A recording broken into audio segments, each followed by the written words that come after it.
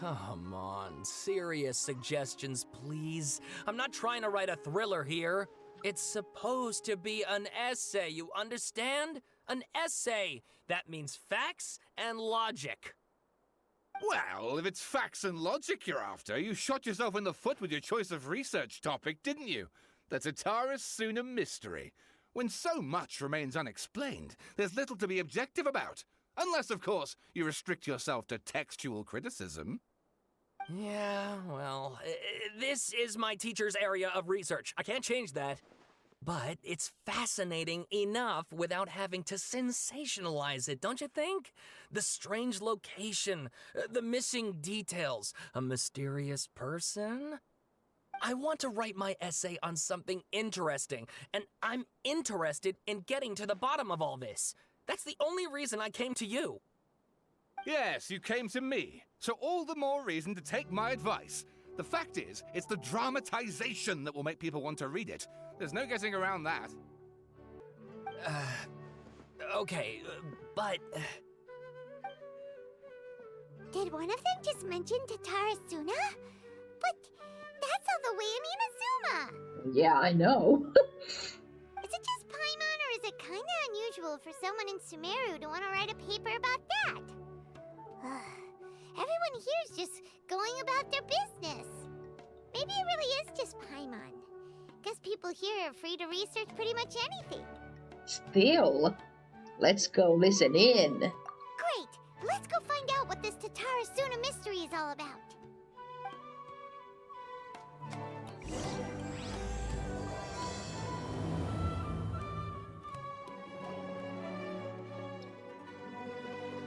Alright, I guess I'll go with my textual criticism and your editorial direction for the first draft. I have a feeling that the missing Kabuki Mono will end up being the main focus of this paper.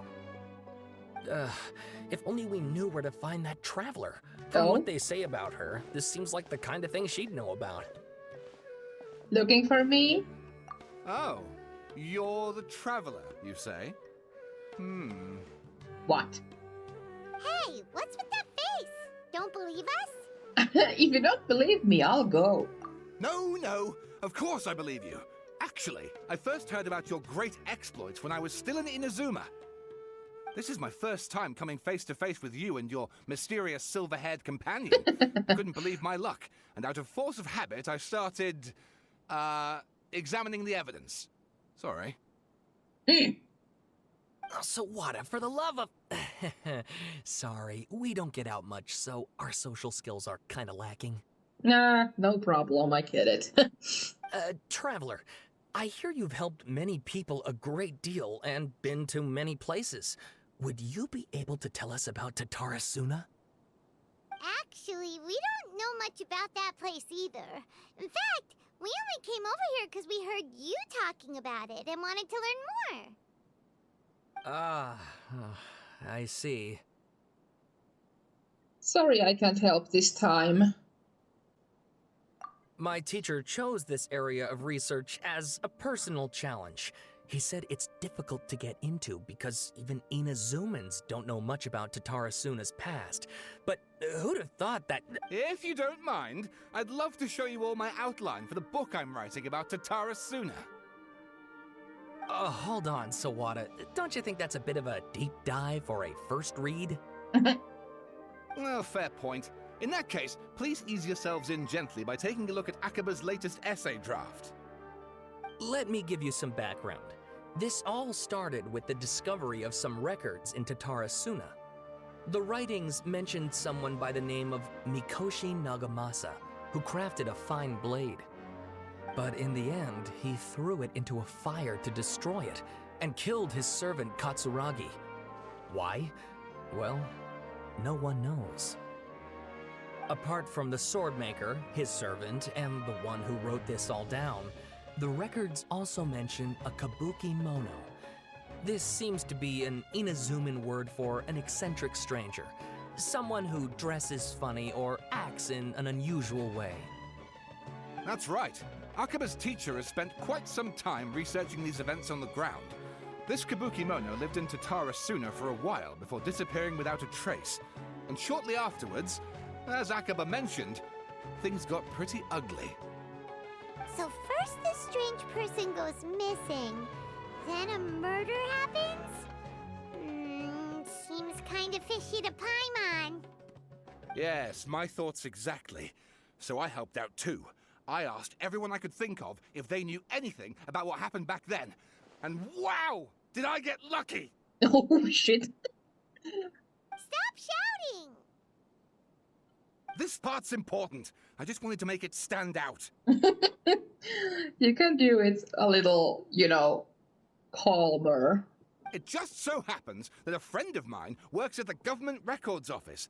He looked into it for me, and I can now confirm that all the aforementioned individuals did, in fact, live in Inazuma over 400 years ago. Even back then, Tatarasuna was already at the center of Inazuma's smelting industry. The man in charge was a government official named Niwa. Curiously enough, it seems like he went missing too. Oh jeez. Oh, could it be? Wait, so there are 2 missing people in this story now? That's right! What's more, Niwa is a name with a lot of history to it. Have you ever heard of the great swordsmith clans of Inazuma? Yes, I have. Oh, the swordsmiths? Yeah, like Ishin art and so on? Wow, yes. You really know your stuff. That makes things easier. So basically, this Niwa was a distant relative of the Kaidahara clan, the last practitioners of Ishin art. Something then seems to have happened in the Kaidahara clan, leading to their downfall. I don't know the details, but taken in light of everything else going on around that time, it makes you wonder whether it's all connected somehow. The Kaidahara clan? Sawada, you left out the biggest detail of all. There's more? Oh, yes, of course. How could I forget? Brace your minds, ladies and gents, for they are about to be blown. Or maybe you won't believe your ears. I wouldn't blame you, of course, because in all my years as a writer, this is by far the most. Get to the point, for Pete's sake. According to information acquired by Akaba's teacher, the Kabuki Mono was not a human, but a puppet. Yeah, I figured it was him. A puppet? Yeah. The Shogun puppet that the Electro Archon made should be ruling Inazuma with her as we speak. It couldn't be her. The Kabuki Mono has to be the balladeer, but what was he doing 400 years ago in Tatarasuna? Aha! Judging by the looks on your faces, you do know something after all. Maybe a little bit. Yeah, we better keep quiet. No, Paimon just meant, how creepy. The way you described it makes it sound like a ghost story. I agree, it does. But considering that non-human races in Inazuma are by no means uncommon, spooky events are to be expected. And that's exactly what my book is about. Please, take a look.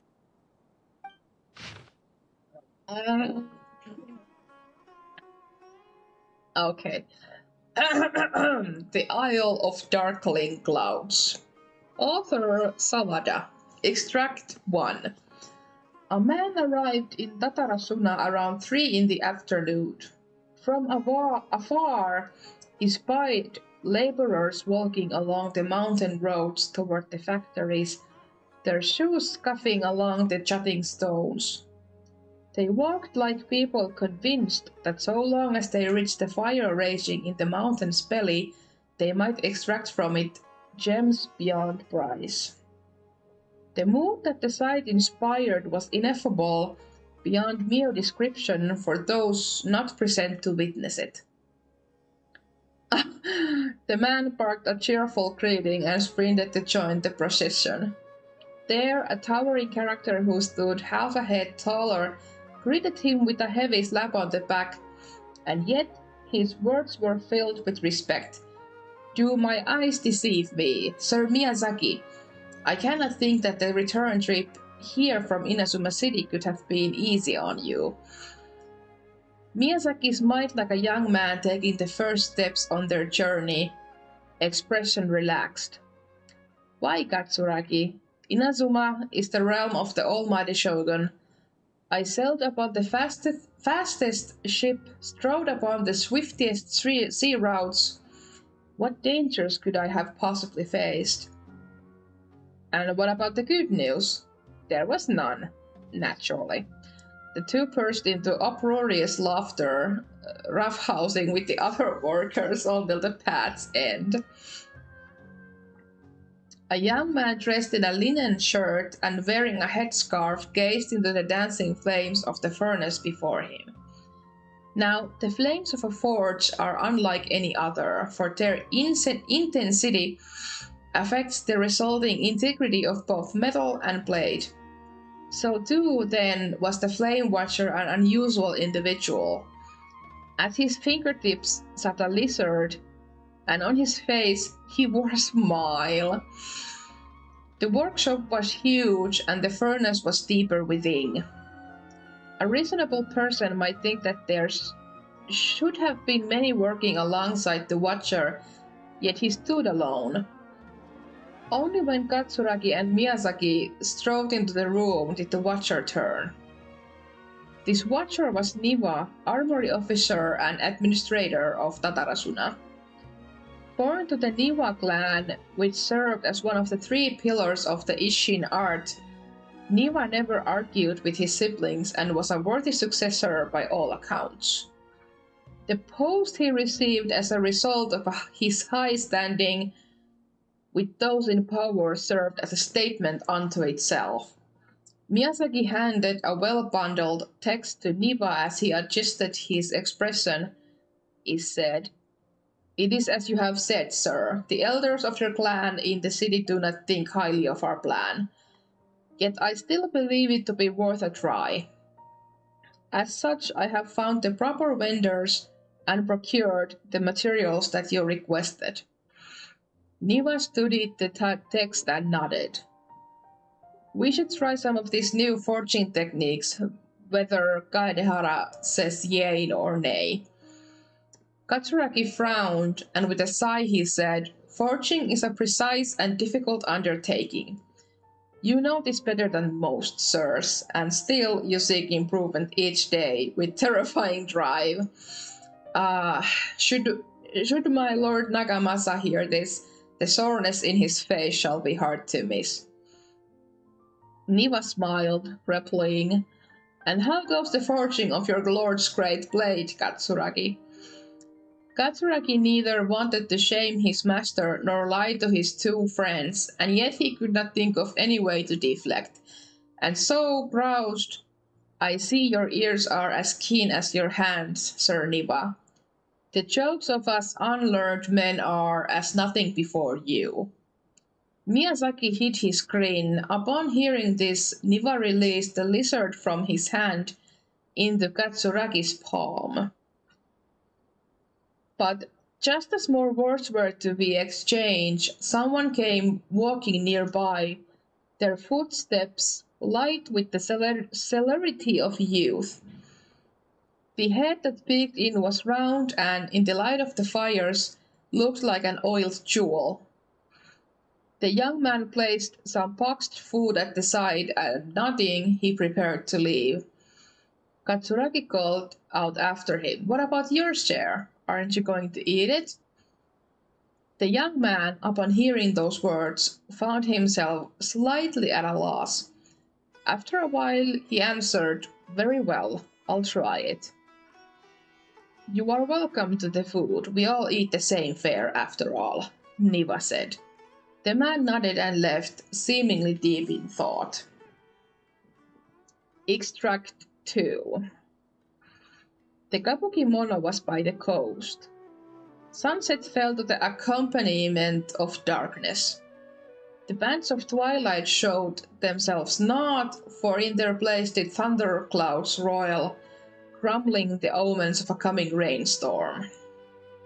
Darkness filled the flesh of the sea, and the dusk bade the clouds to kneel upon the land, its supplication mirroring the kabuki mono, with knees bent and face pointed towards the waters. None passed that way, and none knew what Oh god. None passed that way, and none knew what he was waiting for in silence. Time passed, unmeasured and uncounted, till a black cloud suddenly tore free from the sky and began to circle the Kakukimono, bearing down on him like a nightmare. Though he was not aware at first, after his studying gaze was refined by time, he understood. This cloud had marked him from the very start. Outbound, a fishing boat drew near, the lights of its bow flickering in and out of sight beneath falling sheets of rain. A mist unspooled across the area, stealing sight from the fisherman. Repeatedly he exclaimed, "It is but dusk. How are my eyes darkened? Is there anyone that can deliver my boat upon safe tides?" Like a falling spear, the black cloud reached the bottom of the boat and was joined in its bereftness of direction. Like a charging beast, they plunged into the shoreline. Scant steps away, the Kapukimono stood idle, slanting his head to study the grand wreck. Not but a half an arm was left of one man who had cried out for help, and with a plop, it landed at the Kapukimono's feet. He crouched to better study the object, straining against the urge to take a bite out of it. Yet he did not. The dark cloud swirling down had already picked the remnants of the ship clean. The Kapukimono stared at it blankly, like an awakening dreamer. When he returned to himself, the clouds had scattered as if they had never been there at all. As for the ship, could it have been struck down by a storm? Who was to know? Not the Kapukimono. Extract 3. Katsuragi rushed to the doorway and shouted, "My lord, things go ill at the furnace. I have searched for Sir Niva, but there is no trace of him. And much time has passed since Sir Miyazaki left to seek aid, but he has yet to send us any missive. Look." Mikoshi Nakamasa turned slowly, his face grave as one attending a funeral. He spoke then, his words heavy laden. I wish not to say such words, Katsuragi, but Sir Miyazaki may never return." Katsuragi peered past Nakamasa's broad, stiff shoulders beyond the windows. The clouds above boiled in waves of black, as if darkness now was the only weather, and might even morph into an abyssal beast and devour Tatarasuna whole. Over 10 people had already perished. That was why. Why? Katsuragi recoiled as if struck. Yes, it was coming back to him now, in drips and drabs. That was why they had to set out to seek aid. Miyazaki had been the first to set sail. The clouds had only just begun to form then. Traveling from Tatarasuna to Inazuma to ask for support was normally no great feat, and yet there had been no signs of his return. Then a second ship was sent, followed by a third and a fourth, till the Kapukimono himself had departed upon the tides under foul skies and ominous fortunes. It had been Katsuragi who had brought him back and treated him as his own, and it pained him greatly to see the lad go. Yet the situation in Tatarasuna was severe. Even should they sacrifice more lives, it would have been worth it to gain assistance from Inazuma City. Niwa was gone and none could find him. Afterward, Nagamasa led a search party into the mountains and the area around the furnace, all to no avail. Folk began to wonder if Niwa might have encountered an accident, but worry soon turned to suspicion, and they wondered if he had fled, unwilling to bear the sin of having caused these incidents. The people grew ever more suspicious, and Nagamasa himself strained against his discontent and fury. His face had grown to resemble the rumbling clouds above. Suddenly a figure flashed by. their presence did not go unnoticed by Nagamasa. He drew his blade and cut, though he only nicked the silken veil the intruder wore. For a moment they swayed, and then, like a marionette pulled by strings, they moved behind Nagamasa, laughing darkly. "Are you seeking someone, my lord? Niwa, perhaps?" Nagamasa bellowed in fury. "You dare address Sir Niwa directly?"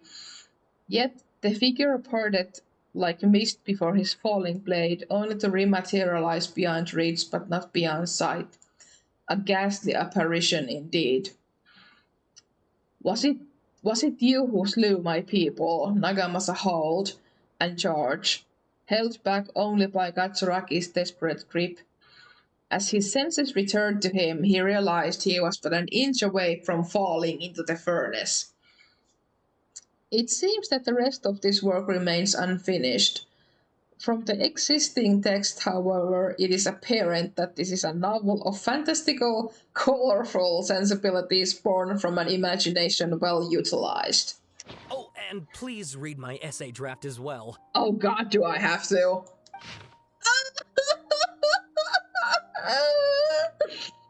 Oh my god! Well, it's important to the story, so I guess we'll read it. A brief analysis of possible events of historical importance in the Tatarasuna area. Details. This text belongs to a series of works sponsored by the Bahumana's Whale Cutter project. It has yet to be numbered. Author Agava. Abstract. The Tatarasuna area has always been a major pillar of Inazuma's smithing industry. 2 incidents have occurred there, and the details behind the first are vague at best. I believe, however, that there might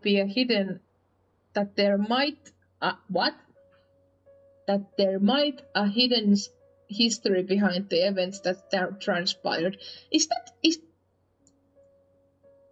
Shouldn't there be like the word be, that there might be a hidden history? Well, whatever. Hence, this paper will attempt to analyze what may have unfolded from the available data. Glossary. Tatarasuna area. Raiden Gogaden. Mikoshi Nagamasa. Kapukimono. Introduction. This paper continues and expands the work of my mentor, Mr.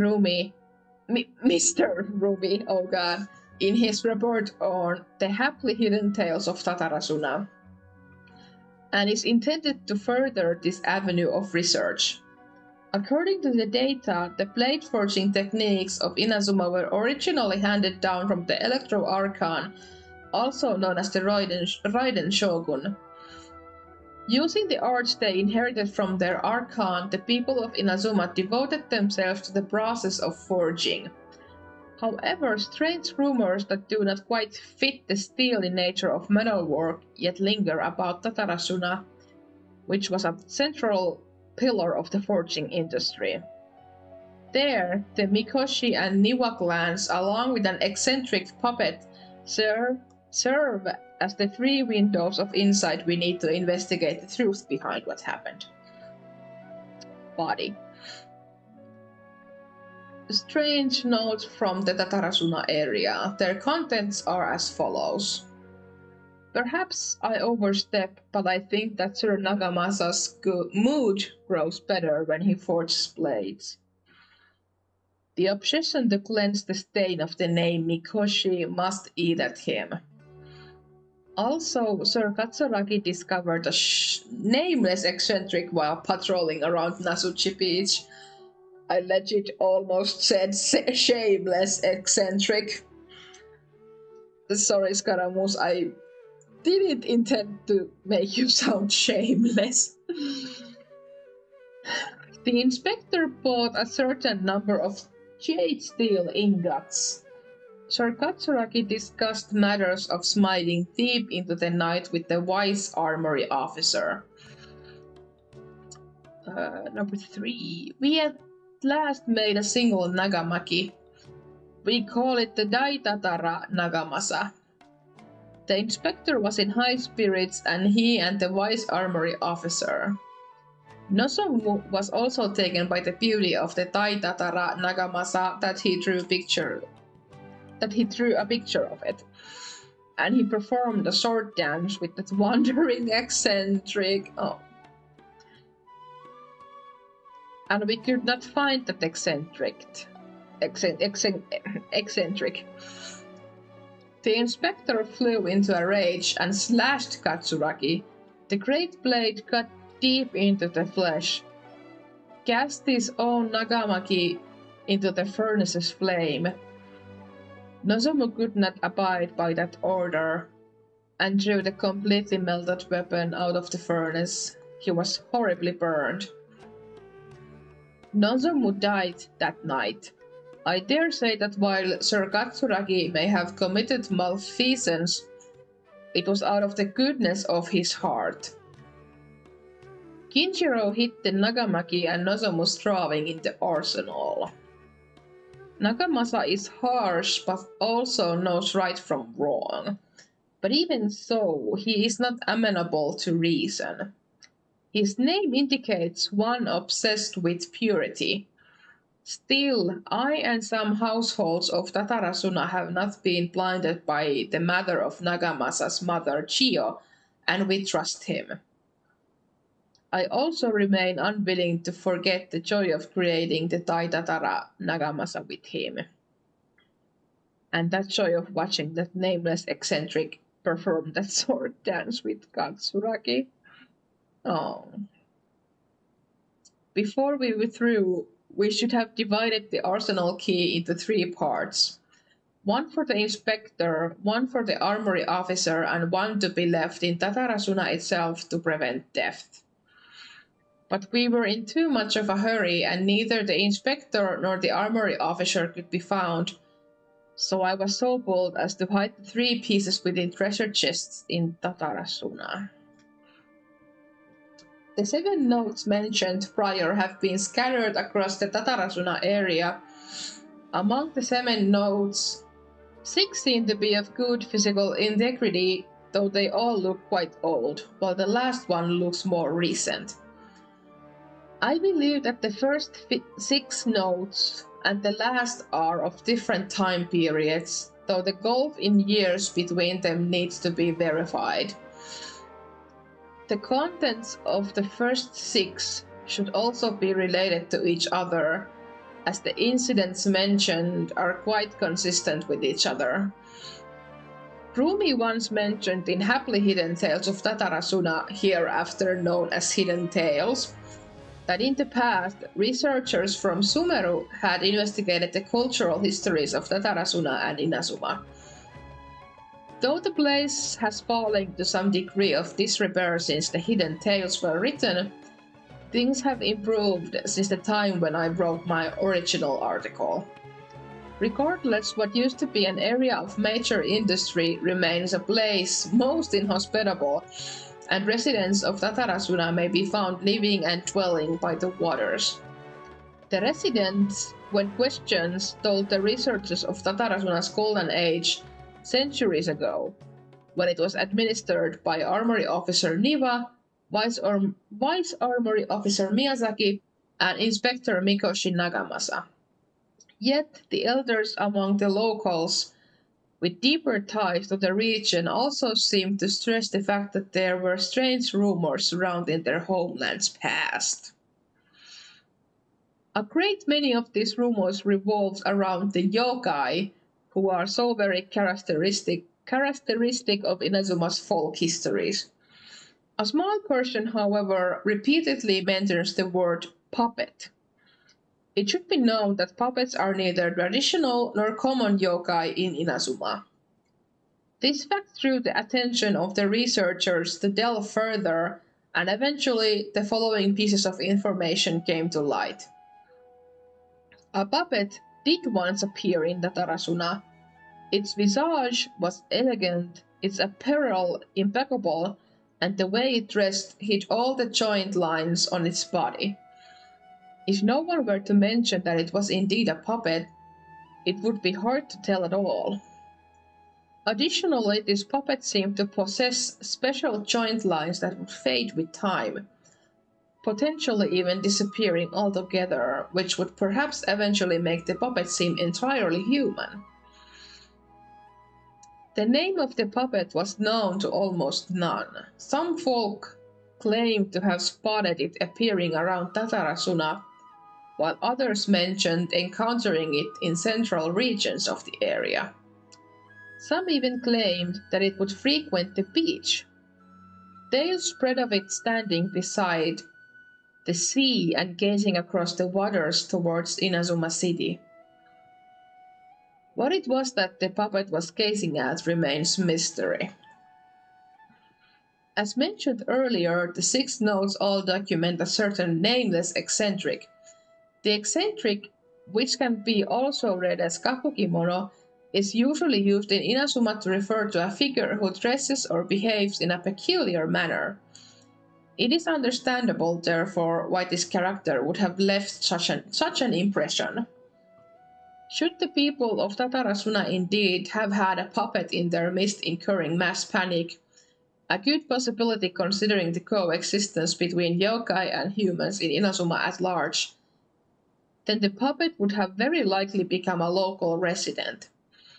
What is less well known is if the Kapukimono was just another title for this puppet.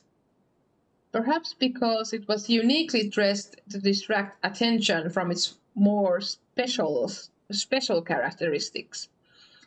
A workable theory, but one that still lacks enough evidence to support it. Still, it can be retained as an analytical lens of sorts. A list of individuals related to the Tatarasuna has been compiled here based on historical documents from Inazuma. Starting from the administrators, their records are as follows. Armory Officer Niwa. Full name Niwa Hisahide. He was the inheritor of the Ishin art and successor to the Niwa clan. His family, along with the Akame and Kaidehara clans, were together known as the Ishin Sansaku. Records show that Niwa was a modest and intelligent individual who displayed remarkable talent in the administration of territory and people. His eventual whereabouts are unknown, but he was suspected to have left Tatarasuna with his family following the incident. Vice Armory Officer Miyazaki. Full name Miyazaki Kaneo. He was Niwa's second in command. His origins are unknown and he primarily assisted Niwa in forging and personal management. He was of affable temperament and had many friends in the region, including one Mikoshi Nagamasa. Inspector Mikoshi Nagamasa. The successor of the Mikoshi clan, adopted son to Oni warrior Mikoshi Chio, and the younger adopted brother of Mikoshi Michihiro, also known as the Iwakura, the successor. With his mother missing and abandoned by his brother, Nagamasa alone bore the family name, striving daily to wipe the shame from their history. The records state that Mikoshi Nagamasa was a stubborn figure. He was also noted to be a person of moral virtue and integrity. It has been noted in various records that they practiced forging swords for self-cultivation and specially requested special instruction from Miyazaki to further his capabilities. However, after the famous blade Taitatara Nagamasa was forged, he used it to slay his subordinate Katsuragi for reasons unknown at present. Subordinate Katsuragi. Katsuragi's full name and background remain unknown. Despite all the materials I have sorted through, I have yet to find any more additional personal information regarding him. As one of Mikoshi Nagamasa's subordinates, he was a loyal warrior who had been saved by Nagamasa in his youth. From then on, he swore to stick by his lord through thick and thin, and to give his life in service if it was but asked of him. Kabukimono, full name unknown, background unknown. From the many sources I have combined with Rumi's personal observations, this character might have been the puppet mentioned in the rumors. The Kabukimono was a figure of fashionable grace and gentleness. According to the hidden tales, he was brought back to Tatarasuna by Katsuragi and became a member of the community. When the Kabukimono first arrived in Tatarasuna, he knew nothing of cleaning, cooking, or any work of meticulous nature. The locals taught him their skills over time, showing him how to clean his attire, dance, and craft small trinkets. Records state that the Kabukimono was there when the Daitatara Nagamasa was forged, though his trail ends before Mikoshi Nagamasa slew Katsuragi. I believe that the Kabukimono was indeed the aforementioned puppet, and that he quite likely had a hand in Katsuragi's death. It seems that the rest of this paper remains unfinished. One thing is for sure, though, a lot of thought was put into it. Oh god, I haven't done this much talking in a while. Sawada was encouraging me to follow his more creative approach, but I think essays should be grounded in facts. I don't think explaining everything away with mysterious forces will cut it. Oh, how about if I plug the holes in Sawada's narrative with political intrigue? Like, I could put a turf war between rival factions at the center of the whole series of events. Wait, you're allowed to just make stuff up? Pretty sure you've gone from essay to guessay there. Yeah, sounds more like a novel. Akaba, look. Your teacher has researched this extensively. I've reached out to everyone I could think of. Whatever information we have now is all that there is to know. This is as much detail as you're ever going to get. Besides, if there really was a political power struggle going on at anything like the level you seem to be suggesting, what hope would we ever have of finding out the truth? Good point. Okay, back to the drawing board, I guess. Give me some time. I need to find a new angle on this. I'll leave you to it. We have some other stuff to do, so we'll have to say goodbye for now. Good luck with your essay. All right, thank you.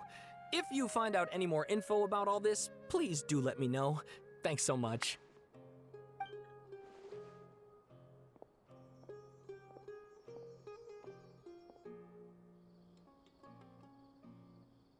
Hey, so that thing they were talking about, it has to do with the balladeer, doesn't it? Yes. Okay, then even if we did know something about it, we probably couldn't share it with them, huh? After all, we kicked his butt and got him locked up. Information about people like that is usually super confidential, isn't it? If you ask Paimon, Akaba should just pick a different topic. There must be as many essay topics as there are trees in the forest. There's no point in... What? What's wrong? Hey, did you see that? He literally just went by, over there. It looked like... the balladeer! No, it can't have been. He got locked up. Oh, quick, let's catch up and see.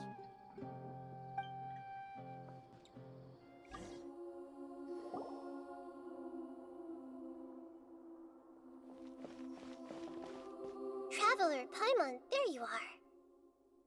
Nahida! Bad news. We just saw the balladeer strolling around in public. Did he escape or... Ah! It's him! Sure enough, you're here. Hey! What are you doing in the sanctuary of Surasthana? Aren't you supposed to be locked up? I know you must have a lot of questions. Please, allow me to explain. It was my idea to set the balladeer free. We made a deal, and he's gonna do some investigation in Irminsul for me. You sure you trust this guy? What did you expect? Why do you think Sumeru would keep me around otherwise? Or maybe killing me is all you can think about. But if that's the case, why haven't you done it already? Don't flatter yourself. It was... Nahida said there's still some mysteries in you to figure out. Ah, so if it were up to you, you'd finish the job? Guess I had you all wrong. There I was thinking you were just getting cold feet. Well, that escalated quickly. Not a good start. Could I ask you all to please calm down? But Paimon's worried about you, Nahida. Don't let him trick you. It's not every day you see people questioning the God of Wisdom's judgment. Just when you think you've seen it all. Don't you dare try to drive a wedge between us! As long as the terms are reasonable, I don't think there's a problem in making a deal. Even with the Balladeer. Well, I for one have no reason to doubt you, considering you even struck a deal with the doctor. Yes, one in which I gained valuable information. You'll come to understand more about that in the fullness of time. The Balladeer's power was all but completely spent after your battle. He's no longer strong enough to be a strategic threat to us. That puts him in quite a precarious position. Plus, he's a former Harbinger with knowledge of many of the Fatui's sensitive secrets. Being stuck here in Sumeru could make him a sitting duck, depending on how the Fatui plan to respond. Wait a second. Former? You mean he's not a Harbinger anymore? I take no pleasure in saying this, but it seems as if the doctor had no intention of welcoming back a loser, so... So he tossed you out like trash! Sometimes it's you using them, other times it's them using you. Most human relationships are this way. Certainly all the stable ones are. That's how it was between me and the Fatui, and also between each of the Harbingers. So as long as you have some value to offer, nobody will ever abandon you. But after recent events, even I have to admit that I'm not worth quite what I used to be. I don't want to be mean to him. Really? What a crying shame. Well, if the Fatui are gonna reevaluate my utility, I need to have a backup plan for myself. As we discussed, I don't like causing harm to living beings, and you said you need protection. So, why not join forces with us? I think these two have made their objection to that idea fairly clear, don't you? And they're your friends, so I guess you'll be siding with them. Yeah, obviously! Nahida, don't listen to him! Then let's put that discussion to the side for now. We still have time. Today can be a trial run. Where we go from here will depend on how well we manage to cooperate today. All right, then I'll do what we agreed. Good. Go now, and keep in touch. Nahida, are you serious about this? Yes. I have my reasons for this decision. In fact, I'm largely doing it for your benefit. For me? Yes. As I told you once before, there's information about your twin in Irminsul. Oh, yeah. Actually, that's the whole reason we came to see you today. So, you have an update on that? Mm-hmm. You may remember me mentioning that the Fatui had not included your twin's details in the Descender category. This is an extremely important point. It's possible that the Fatui have other information that even I don't know about. And since the Balladeer used to be one of them, he'll be better acquainted with this information than I am. He was granted the power to connect with Irminsul when he almost became the god of a new era. Even though he no longer has the Gnosis, some traces of its power remain in him. He can still connect. The amount of information in Irminsul is vast beyond description. Sifting through all of it without knowing what to look for would take too long, even for me. So I asked the Balladeer to search in Irminsul for any information about the Descenders. He's more familiar with this kind of information and should be able to find it more quickly. What if he lies to you? Exactly! Or what if... Paimon just doesn't trust him! He's treated us as enemies every time we've run into him! I understand. But sometimes, everything is dictated by which side you're on. How things will go in the future depends on what information he brings back. And Traveler, I know what your heart desires most of all. Our minds have connected several times before. There is a corner of your heart reserved for an intense longing. A feeling of being all alone in the dark, searching for the one candle whose light still burns. As Sumeru's deity, it is my responsibility to be on guard against the Balladeer. But as someone who counts you as a friend, I want to do something for you. If this deal with the Balladeer can give you the answers you've been longing to find, then it's worth it. Thank you, Nahida. It's my pleasure, really. You're Sumeru's hero. You've more than earned it. Paimon's still worried about this idea. Is there anything we can do to help? I was going to contact you about that, but then you suddenly showed up on your own accord.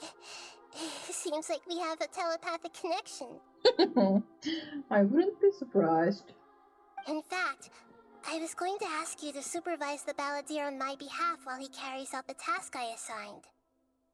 Even though he only has a fraction of his full power left, that's still a fraction of a former Harbinger.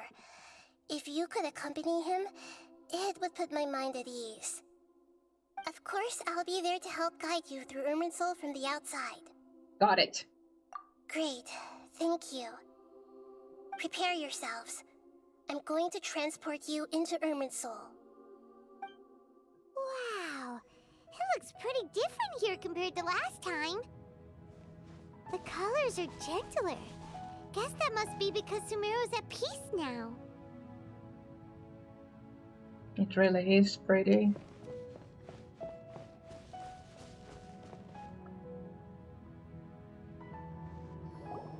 Look at that. Hot on my heels. You know, you didn't have to cut your catch-up short just to keep me company. Oh, but I guess you panicked when you realized that I might enter Irminsul ahead of you. Nahida sent me to babysit you. Shut your beak, jailbird! No way a prisoner gets to be so smug! I understand that prisoners have to put up with harassment from the guards. But right now, I'm on temporary release. So maybe you should think about backing off a little. Sounds like a successful rendezvous. I need to be quite clear about something. In a few moments, you'll be entering into the innermost region of Irminsul.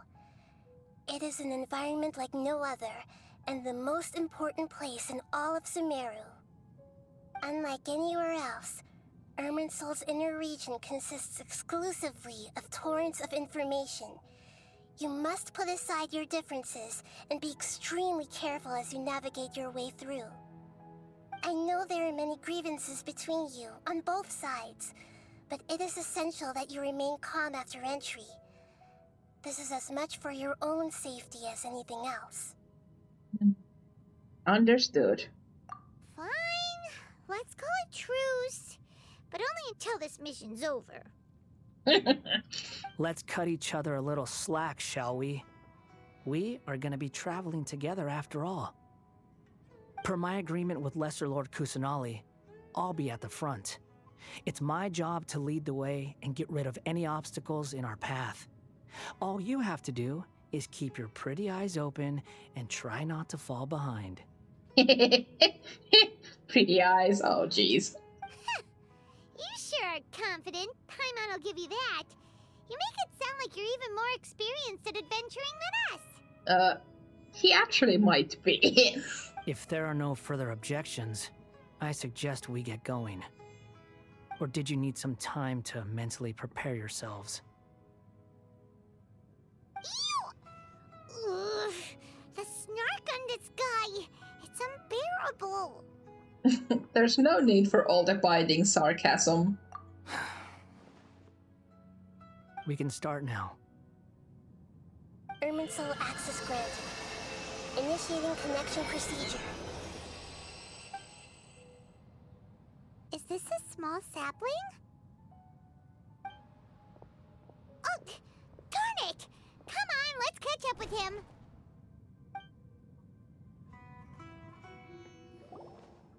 Wow! So this is the inside of Irminsul. It's different than what I imagined. Ooh, Paimon's never seen anything like this. And it feels like a sacred place. Irminsul is closely intertwined with the entirety of Teyvat.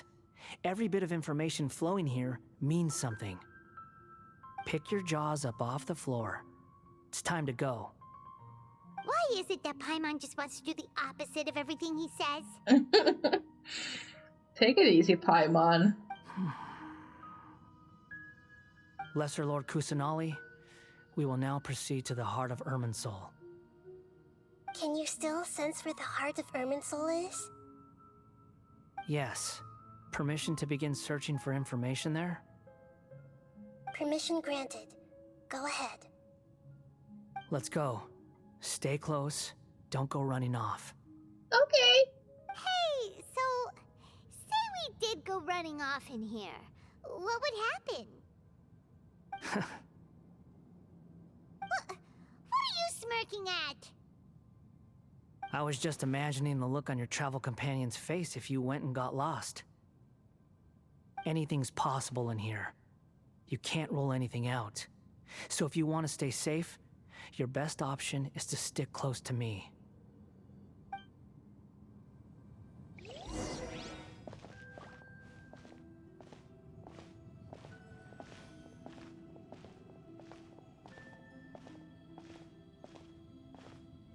These sapling things have spread out. Those are all packets of information from inside Irminsul. Be careful not to touch them. The location changed. Looks like... oh. Damn. Too quick text.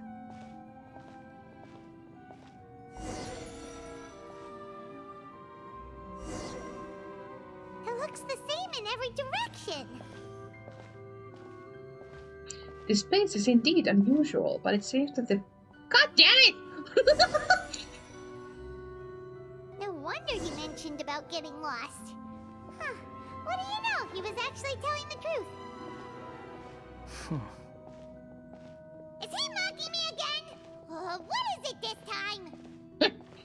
There's a time and a place to lie, but this definitely isn't it. So why don't you relax your guard a little?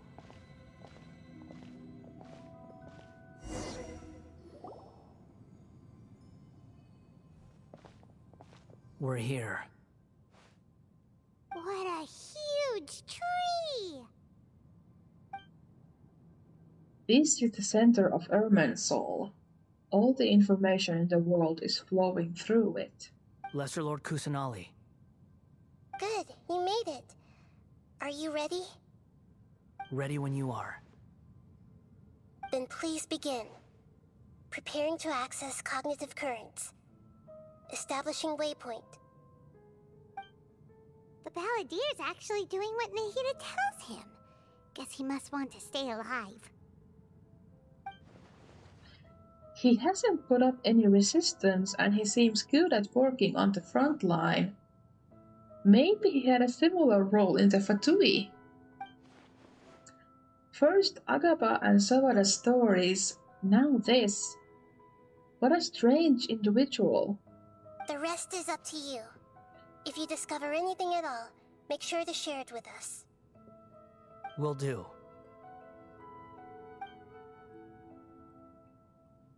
Huh. For once, we're the ones with nothing to do. Traveler, Paimon, would you like to talk? Oh? Nahida?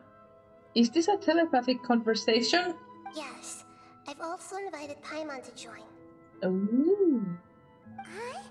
What the? We can talk to each other inside our heads? I'm guessing that you don't want us to disturb the Balladeer. That's part of it. Plus, we're all friends. There's nothing wrong with us talking like this once in a while. Paimon's never tried this before. This is great! So, Paimon's been wanting to ask you something. Don't you think the Balladeer's a bit of a walking contradiction? He's always talking back, but he seems to listen to what you say. Yes, and he seems to excel at doing odd jobs for others. As I've told you before, there are still some mysteries for him to resolve. Things that are clear as day to me, but that he has yet to understand. Perhaps today will be the day that he finds some answers. Is it about his past, the betrayals, and the other events in Inazuma? Well done. Smart and attentive as always. Actually, I caught a glimpse of a few things when I ran into Hypatia at Party's DI. So, you made contact with that part of his mind. Well, it's true. Betrayal turned the Balladeer into the person he is today. Huh. Paimon thought nothing could get under that guy's skin. Turns out, he can get hurt and angry just like anyone else. Everyone has a history, Paimon. Even if you're a puppet created by the Electro Archon. Yeah. Speaking of puppets, we ran into two people at the Academia today talking about an essay. Turns out their topic was about the Tatarasuna incident. Nahida, do you know anything about that? If you mean the mysterious events, the Kabuki Mono and so on, yes. I know about all of that. Really? Because from what they were saying, it sounded like lots of Tatarasuna's history is still unexplained. And most of the information we have now is just from people filling the gaps with their imagination. At least that's what they thought.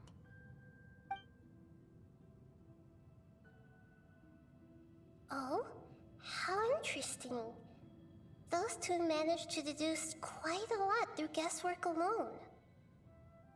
So the Gese got it right? Gese. Well, they guessed right about one thing. Tatarasuna was sabotaged. Must be a riveting conversation you three are having. Funny how all the good ones happen when I'm not involved. I knew it, he knew. What makes you think we're talking to each other? Don't insult me. You're having a private conversation without me. Obviously, I must be the topic of said conversation. We have every right to keep certain things confidential. Of course you do. You can't have your prisoner knowing too much. So, have you found anything yet? Still looking. Don't get your hopes up, though. You and your twin come from outside this world. It wouldn't surprise me if there was nothing on either of you in Irminsul at all. Wait, how did you know about that? Did Nahida tell you? It's not like we've never met before. And anyway, you're world famous. It'd be more surprising if I didn't know a few things about you. Every conversation with you is hard work, but your attitude is better than I thought. Right now, we have to keep the peace. I'm not interested in creating more misery for myself. And making cordial conversation is something I can manage. Huh? Wait.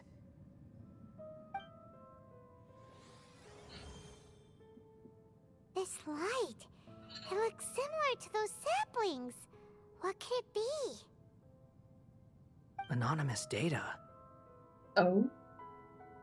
Hey, don't you forget the agreement. You have to share it with us. Shh. Just wait. Mr. Niwa, are you certain this is worth the risk? We are talking about Tatara Suna's furnace, after all. It may not pay to act rashly. There's no one else who can enter the furnace. It has to be me. Is that so? Well, since you insist. It's... That name. Niwa was the man in charge at the Tatarasuna.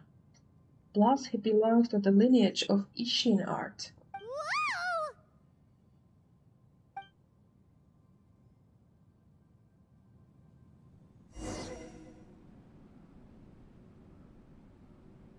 I have been in Tatarasuna for some time now. You have shown me great hospitality, as has Mikoshi Nagamasa, and indeed, everyone else. Under your leadership, Tatarasuna is a warm, welcoming place, like a giant village. People are gainfully employed, their lives have purpose, they are motivated. As I understand, the Raiden Shogun has, in recent years, eliminated much of the evil that plagued Inazuma. As for Tatarasuna, it was originally established as a means of safely disposing crystal marrow. The forging industry with crystal marrow as a raw material has since flourished, giving rise to generations of swordsmiths.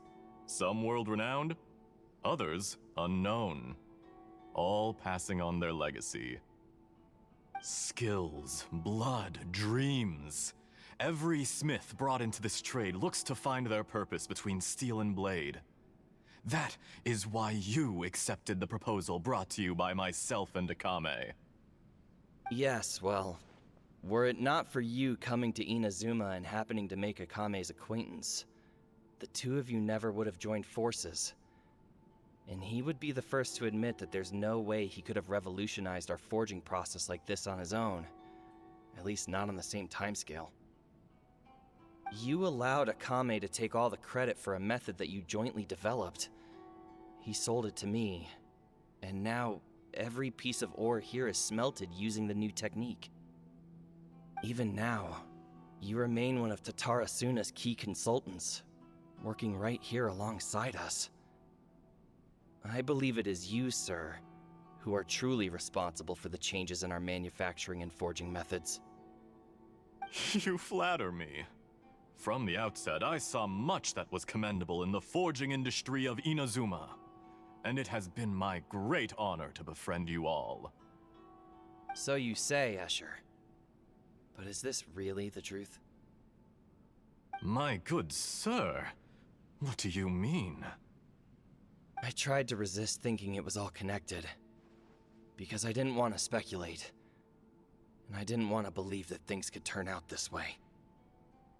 What have we gained from adopting your new technology? Ominous black smoke? Mounting production problems? Worker fatigue and casualties are up and continuing to rise at an alarming rate. And recently, as you well know, someone died because of that strange filth inside the furnace. We've kept the truth from spreading outside, but still, I suspect you understand it better than I do. None of the people who went out to get help have come back. Now, our mutual friend, the Kabuki Mono, is taking the Golden Feather to Narukami Island to seek an audience with Shogun. This is our last hope. But that doesn't faze you, does it, Escher? Nothing does. Otherwise, why would you still be standing there with that smile on your face? I'm just surprised that you finally chose to be so sincere. I'm sure you've been harboring these suspicions for quite some time. Mikoshi Nagamasa may have noticed that there was one common denominator among all these events. Namely you, Escher. But Mr. Mikoshi is more cautious than I. He does things by the book. After all, Nagamasa is the adopted son of Mikoshi Torichio, the yokai struck down by the Shogun's own hand. If he truly seeks to redeem his family's honor, an abundance of caution is well advised. You're well informed on the subtleties of his situation for a mechanic all the way from Fontaine. Are you sure you're not a little overqualified? Why, Mr. Niwa, are you suggesting I find a job as a diplomat? Sadly, I am so very attached to my craft. Enough, Escher. I'm here because an evil force is raging inside the furnace. And someone needs to take your new device inside the high-risk zone so we can absorb it and put an end to the problem. I'm in charge here. And I'm about to take some responsibility and head inside. Probably to my death. But what about you? What are you still doing here? Judging from the look in your eyes, you don't seem to trust me. Drop the act! We're past that now. Whoever you are, it looks like your plan to destroy Tatarasuna has worked. I just want to know what you're still doing here. What's left? Don't you have all your answers by now? Honestly, I'm just waiting for the right moment.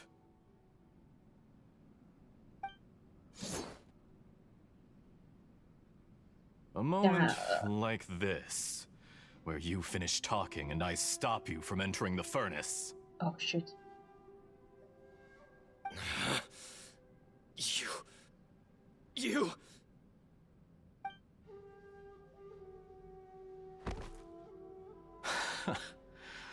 You're a little smarter than I initially gave you credit for. I thought I'd disguised myself exceptionally well, at least for the first few days. But to my surprise, you had your people look into my background right from the start. It's a long journey from Inazuma to Fontaine, but that didn't stop them. Eventually, they managed to confirm that Escher was an alias, and that I was not from Fontaine at all. And yet, despite all of that, you still fail to realize my true identity, and what I seek in Tatarasuna. Did you really think you would be able to see through my plan? If you kill me, there's no one who can get inside the furnace. So you're really going to destroy this place? Is that it? Oh, but you're quite wrong. There is one other person. Some may not see him as a person, but you told him yourself. You're not a puppet. You're a human. You're just missing a heart. Whoever you're working for won't get away with this. They'll be found out. But this makes no sense. What are you really trying to accomplish by all this? Why go to all this trouble? It's no trouble at all. Patience is a virtue which I have in abundance. This is all part of a carefully controlled experiment. If you must know, I'm happy to divulge my true identity. I'm a Fatui Harbinger. Call me the Doctor. The Fatui? Who? What do you want? Just to create a minor inconvenience for your nation. That's it? That's why you gave us your cursed technology? Just to let loose the evil energy from the crystal marrow? Look how even the righteous soul is filled with venom when faced with its demise. My device functions precisely as you say. It is the only chance you have of preventing a catastrophe and keeping the truth from the outside world. However, I did not make it with you in mind. It is easier for a person to be possessed by evil spirits when they are filled with hate. So give in to your fury. I want to see what happens when a malevolent heart is placed into an unsuspecting puppet. Jesus. Make no mistake, even without you, That pure, innocent puppet would only end up being used by someone else instead. What other reason would a human have for befriending one who is not of our kind?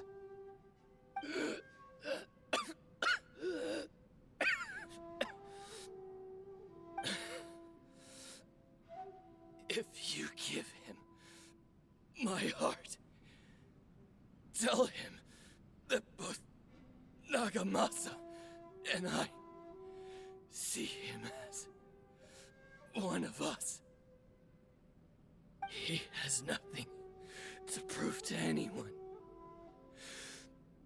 Because not everyone just wants to use other people. The only ones who think like that are people like you. What a beautiful way to see the world. It almost makes me feel a little guilty. Then out of respect for you, I shall redefine myself. Think of me as a monster or a demon, if you wish. At least this way your death is not a consequence of your own folly turning you into an easy target. You simply lost to something more powerful than you could ever hope to defeat. I say, Mr. Niwa, let's see what happens. Will your puppet friend become a human? No, that will prove quite impossible. Mr. Niwa? Already dead. What a pity.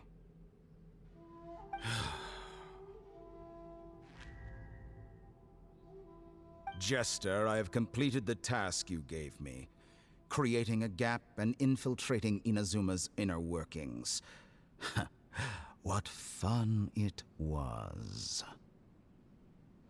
I'd like to introduce a puppet to you.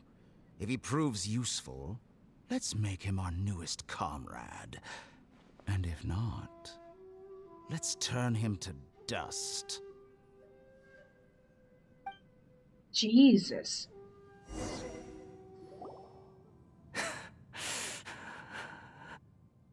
Hey, are you alright?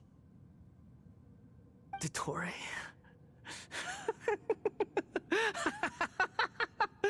Dottore!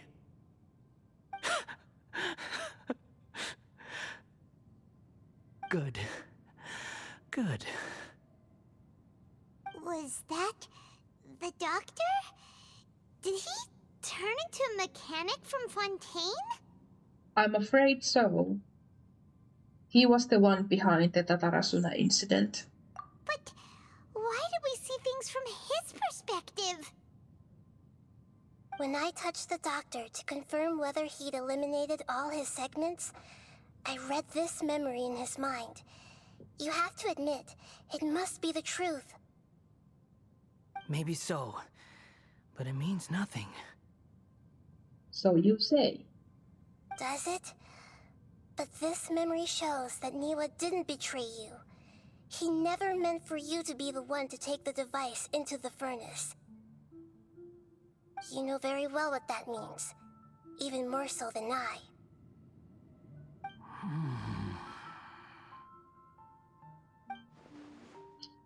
This betrayal was a lie that he has believed for hundreds of years. Was this part of the doctor's experiment? If the betrayal never happened, it existed only in his imagination. But where does this leave him? Let's give him some space. He looks really mad. Paimon doesn't want to be anywhere near him right now. Okay, let's go over there. We need to give him some time to process his emotions. Yeah. Paimon's still confused about the Tatarasuna incident. So, the doctor was behind it, but why has that gotten him so worked up? Nobody has ever deceived you like that, Paimon. It's natural that you find it difficult to understand. Perhaps he needed to learn this someday. So now you have the complete picture. Katsuragi took the Kabuki Mono to live with the people of Tatarasuna. Later, The doctor showed up, disguised as a mechanic from Fontaine. And that's when the trouble began. It was all a horrific experiment planned by the doctor. Everything he did was just to plant seeds of disaster in Inazuma that would bear fruit in the future. Of all the unwitting participants in the doctor's experiment, the balladeer became the main test subject. Jesus. After the events you just saw in that memory, the doctor put Niwa's heart into the device and handed it to the balladeer. Then, he instructed him to enter the furnace and absorb all the filth caused by the smelting process. Jesus! The load was far beyond what he expected, but the balladeer survived. He left the furnace in sheer exhaustion and said to the mechanic, "This device seems to have protected me. What's in it?" The mechanic answered, "Niwa fled this place for fear of punishment, but he left you a gift. He said it's the one thing that you've been looking for." He took it straight from the chest of one of his innocent servants. Fuck me! The mechanic removed the withered heart from the device as he spoke. The balladeer was stunned that such unthinkable cruelty had brought him the thing he'd been longing for his entire life. A heart acquired through cold-blooded murder is a cursed thing, but it has protected him from the filth. My god. He thought Niwa had completely betrayed him, and yet this very betrayal had ensured his survival. Overwhelmed with anger and sorrow, the balladeer threw the heart to the ground and left Tatarasuna without looking back. Holy moly. So the doctor killed an innocent man and pinned everything on the victim? That's terrible.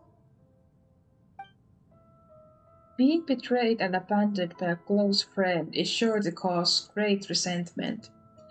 Now we know what was behind his decision to take revenge on the Raiden Gogaden 100 years ago.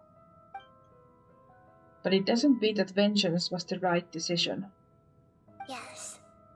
Only if he understands this can he choose a new path forward.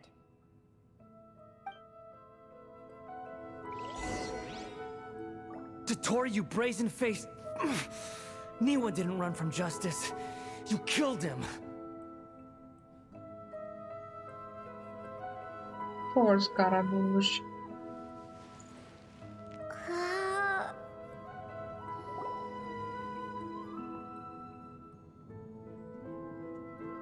Shall we see how he's doing? Probably not too good. Hey, you alright?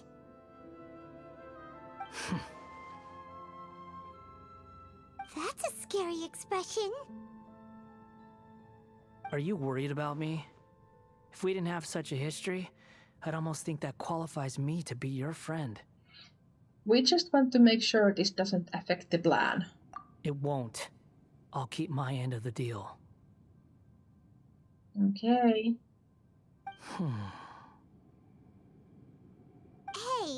are you investigating the stuff we want to know about? That's why we're here.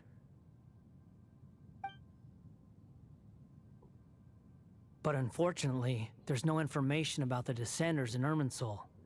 Oh? Even if you can't find anything, that seems to confirm it. Irminsul does not keep records on the Descenders.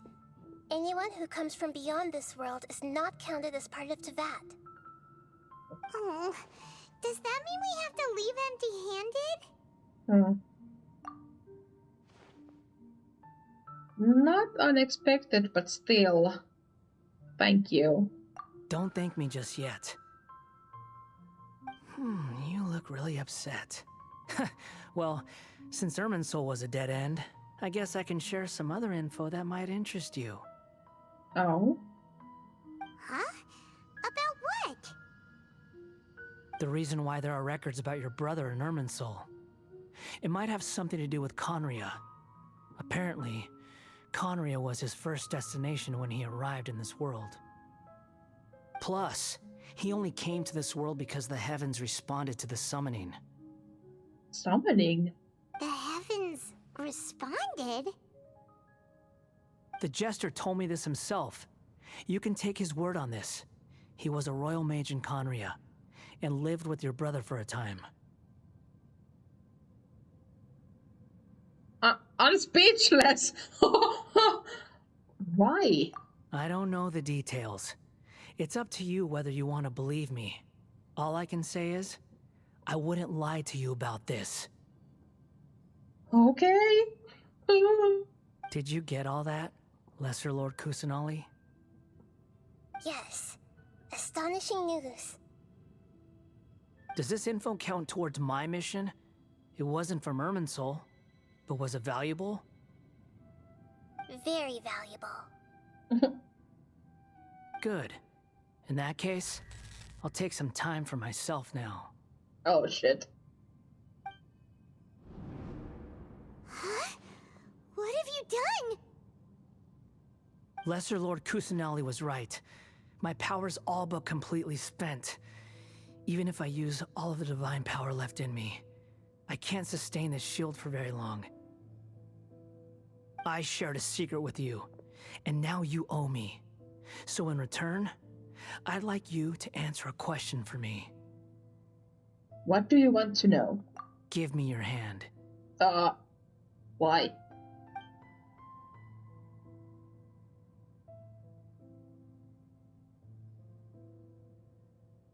Can you hear my voice inside your head? Yes. Are you trying to brainwash me? No, I can't do anything like that anymore.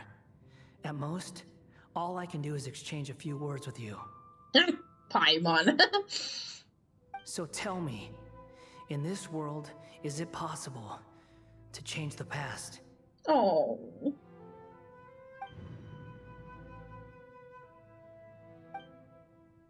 Wait, why would you ask that? Done. Huh? What the? What happened? Paimon only saw you hold hands for a second. Nothing. I was just thanking her for helping me. Wait, that look? Did he see me hesitate? But that was because I know about Greater Lord Rukadevata. I think... So long. Oh, fuck. I suggest you get yourselves out of here quickly. Well, that... okay. Where are you going? Hey, wait up! Didn't you say not to go running off? Balladeer, stop! Fast reaction time. But I don't think we'll be seeing each other again. From this day forth, the names Balladeer and Kabukimono will cease to exist. Those who died in Tatarasuna because of me deserve another chance at life.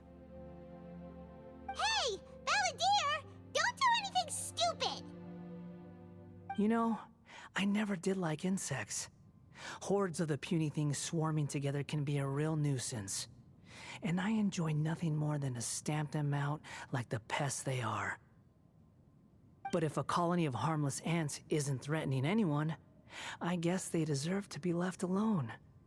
Luckily, everything can be set right.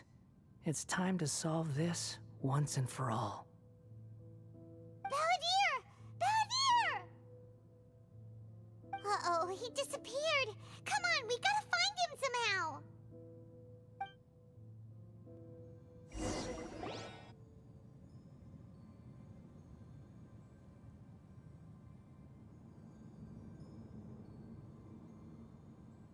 Oh no, he's really gone. Oh, can you hear me? We can now. Nihida! Traveler, Paimon, Balladeer, what happened just now? I was suddenly cut off by some kind of power.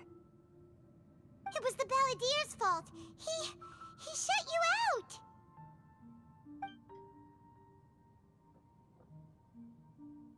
I didn't think he'd be capable of something like that with so little power left. Did he keep some of his power hidden when he was defeated? Or did he achieve something beyond his abilities and it took everything he had. Where the heck did he go? Ugh, it's all our fault. We were supposed to keep an eye on him. Sorry, Nahida. Don't be. It's not your fault. Please, let me handle this from here, even though I'm not sure I can solve it. We're running out of time. Follow my lead and get out of Irminsul as soon as possible.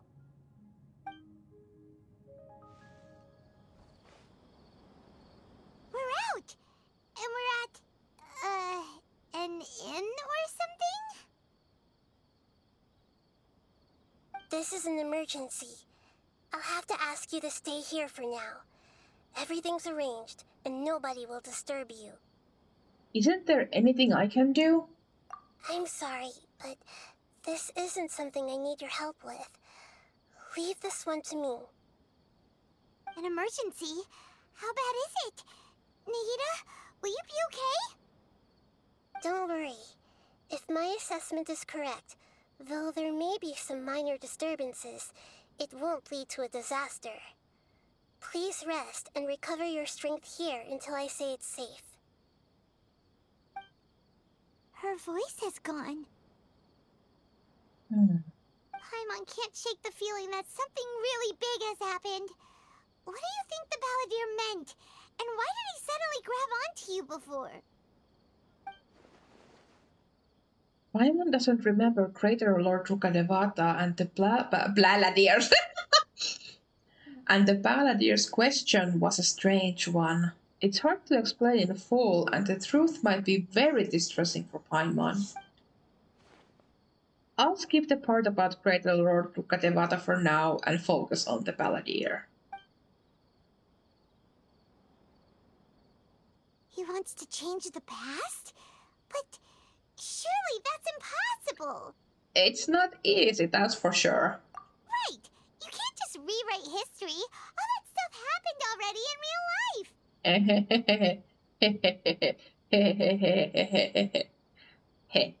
like, imagine Paimon drank all the water in this inn. Even if no one was there to see it, Paimon would sure as heck remember drinking it. Yeah, great example. So, why does Paimon still have a bad feeling about this? Paimon can't help but feel scared about what he might do. Oh, Paimon's so confused. Maybe he wants to erase himself from history. Huh? Paimon, are you okay? Sorry, Paimon accidentally... It's the Balladeer's fault for causing Paimon all this mental stress. But erasing yourself from history? It's unthinkable. Is that really possible in Irminsul? Not necessarily, but maybe. Uh-oh. Paimon's head is overheating from trying to understand what he's up to. And it's still not working. Ugh! Paimon's had it with that little brat. He's been nothing but trouble ever since we met him. There's no way he'll actually succeed, right? Otherwise, won't everyone who's connected to him be affected too?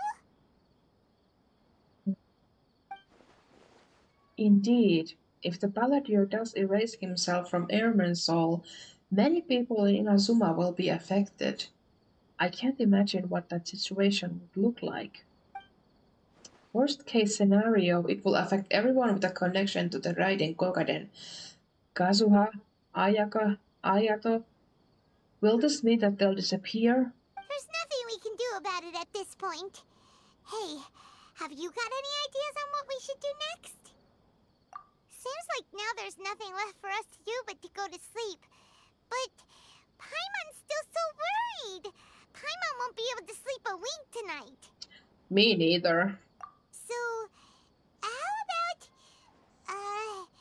we list all our favorite foods to take our mind off things? Heck, if that doesn't work, Paimon's probably gonna collapse of anxiety here. Alright, Paimon will start. First dish. Munstack grilled fish. Oh, and chicken mushroom skewers. Tea break pancakes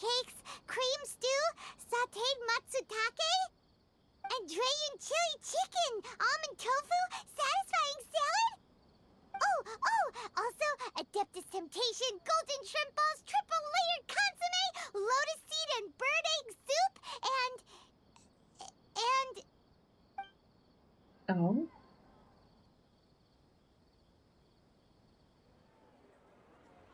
Ah.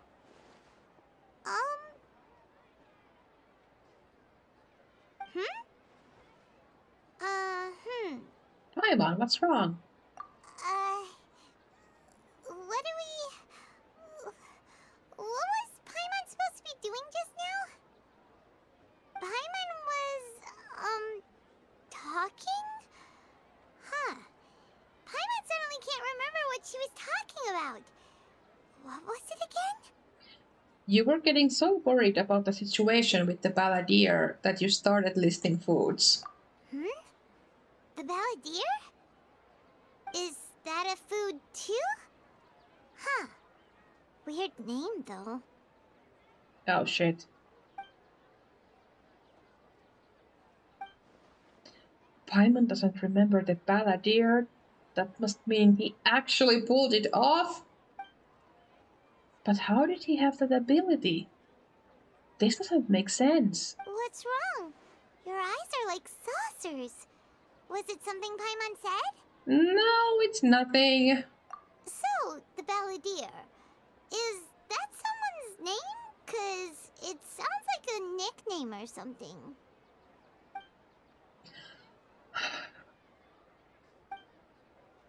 If this is really happening, I need to know what else has changed. Paimon, come with me. Okay, sure. Where are we going? I want to go back to Inazuma. Huh? Fine by Paimon, but is everything okay? You're acting like this is an emergency. Now's not the time to explain. Let's get over there first.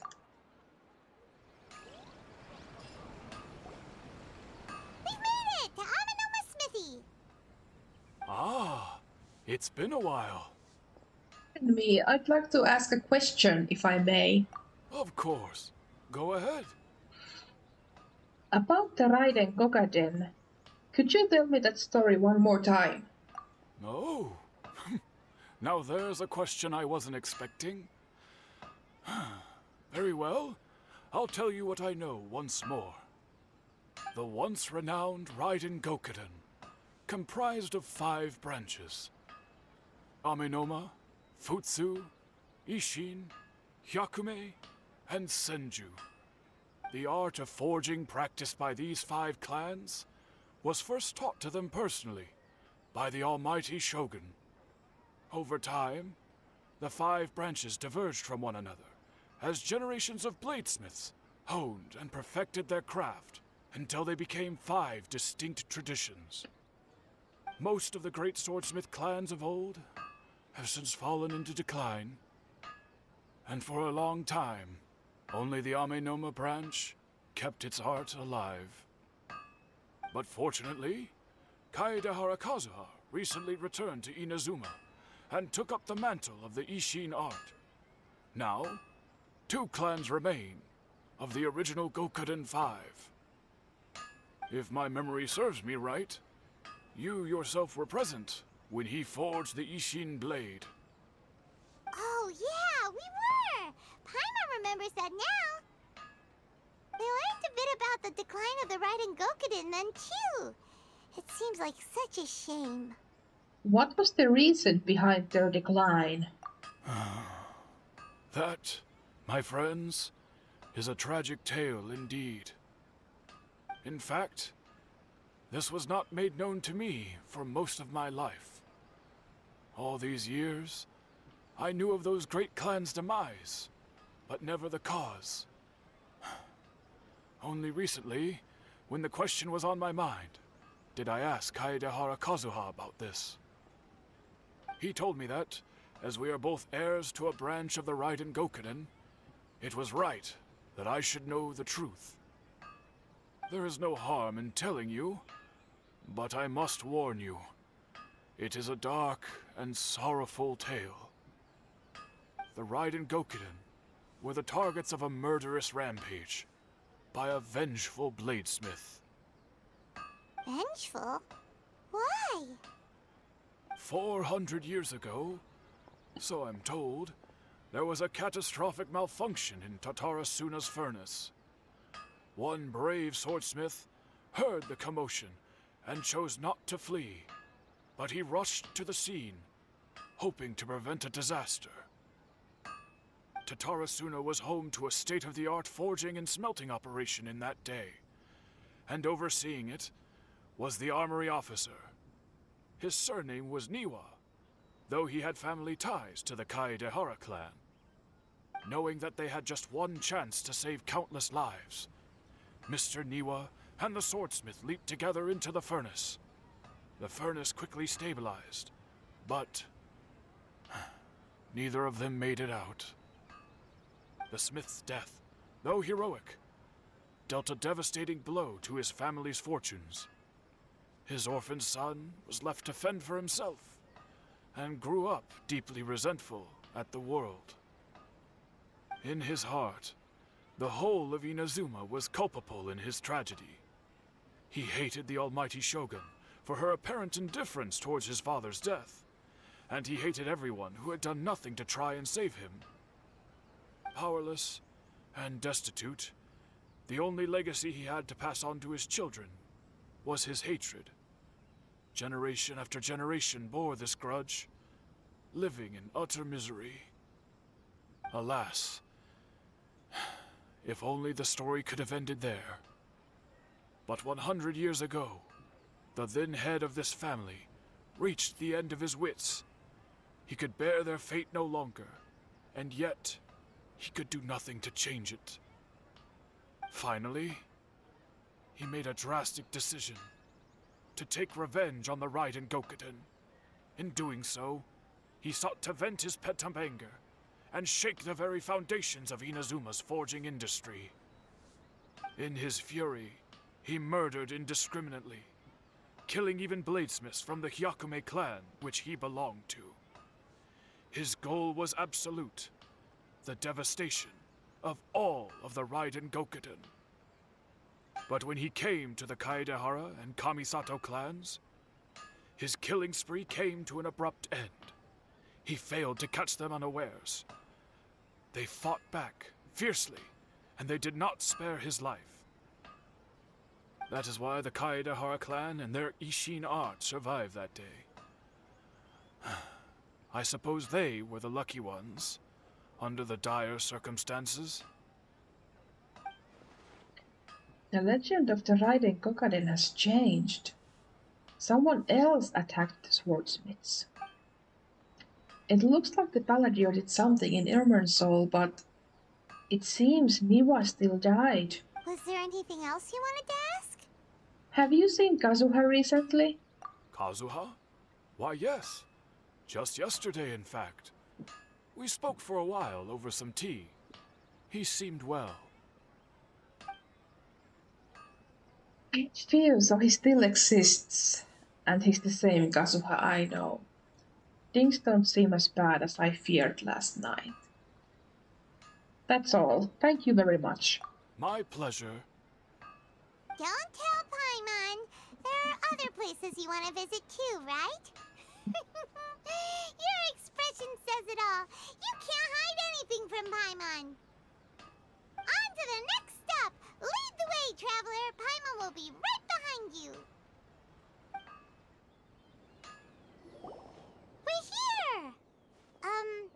This is the Yashiro Commission's headquarters, so...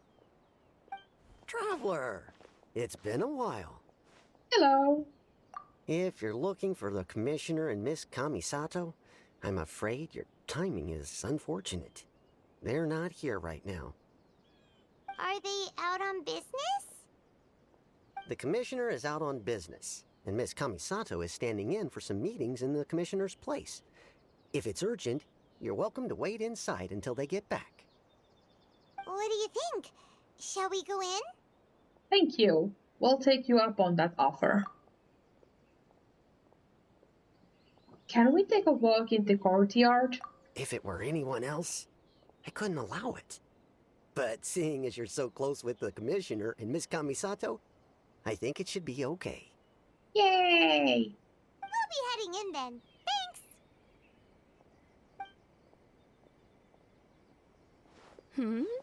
Hello, dears. Is there something you want to say? Ma'am, can I ask you a couple of questions?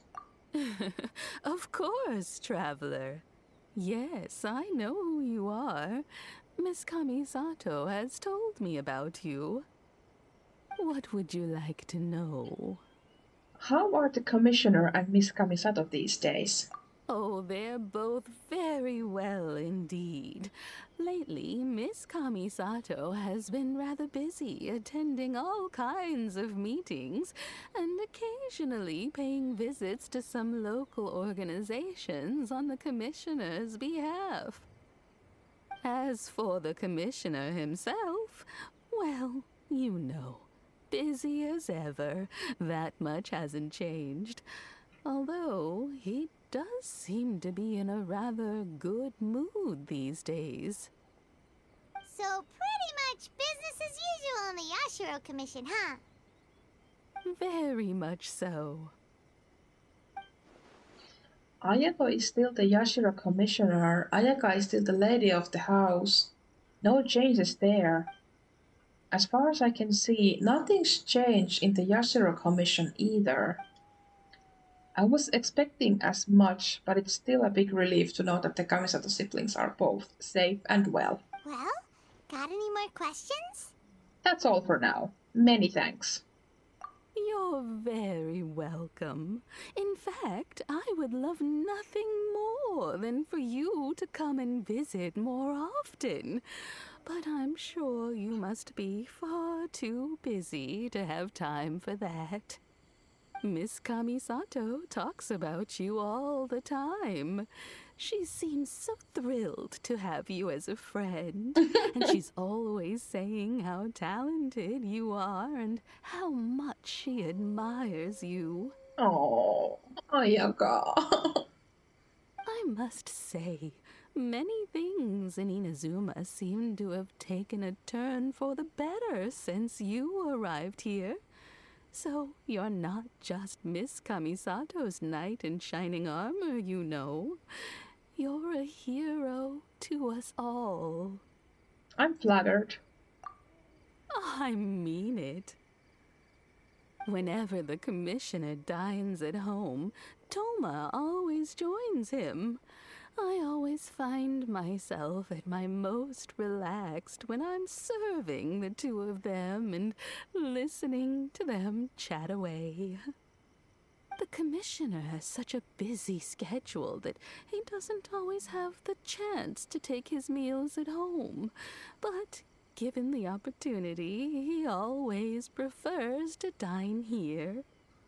They say it's because Toma's a much better chef than most. Oh, the Commissioner is so fond of home comforts. They get to talking about you sometimes too, you know. Always with a very fond tone. The way one would talk about dear old friends around whom one can truly be themselves. Miss Kamisato occasionally joins them as well.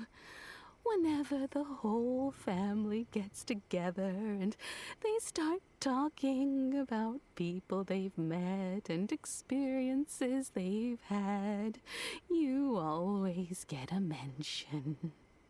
It's been many years now since the late Mr. and Mrs. Kamisato passed away. Much has happened in the Kamisato clan in that time.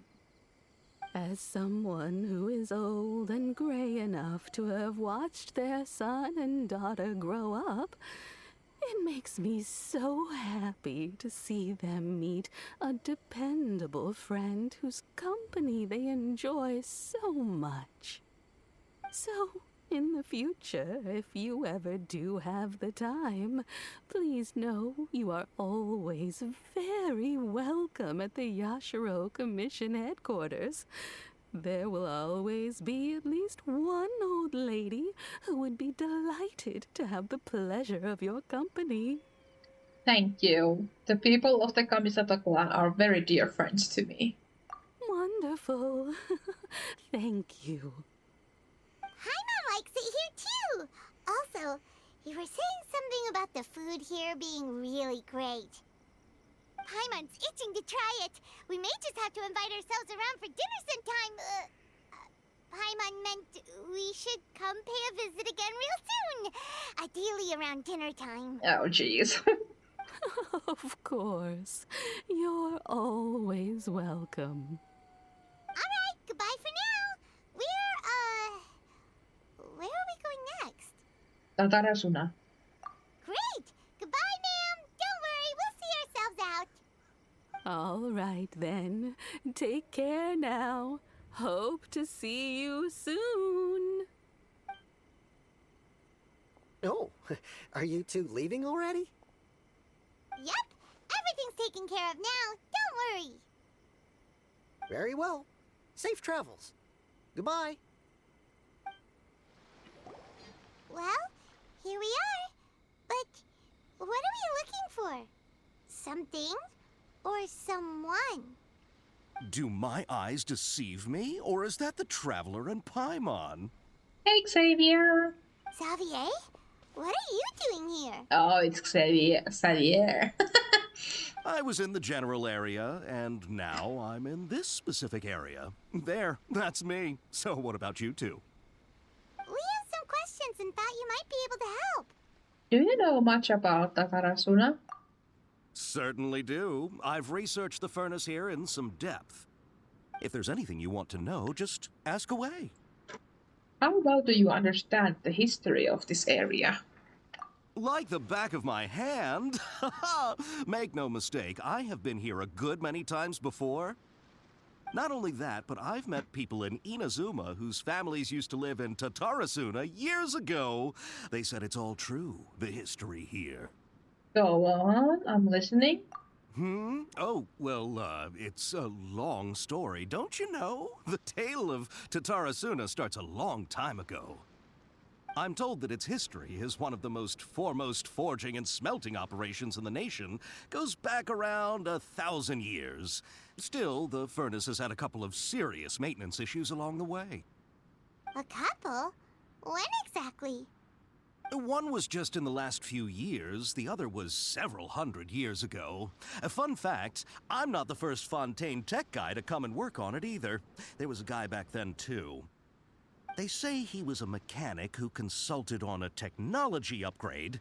It seems like the technological collaboration between our two nations goes back a long way. How about that?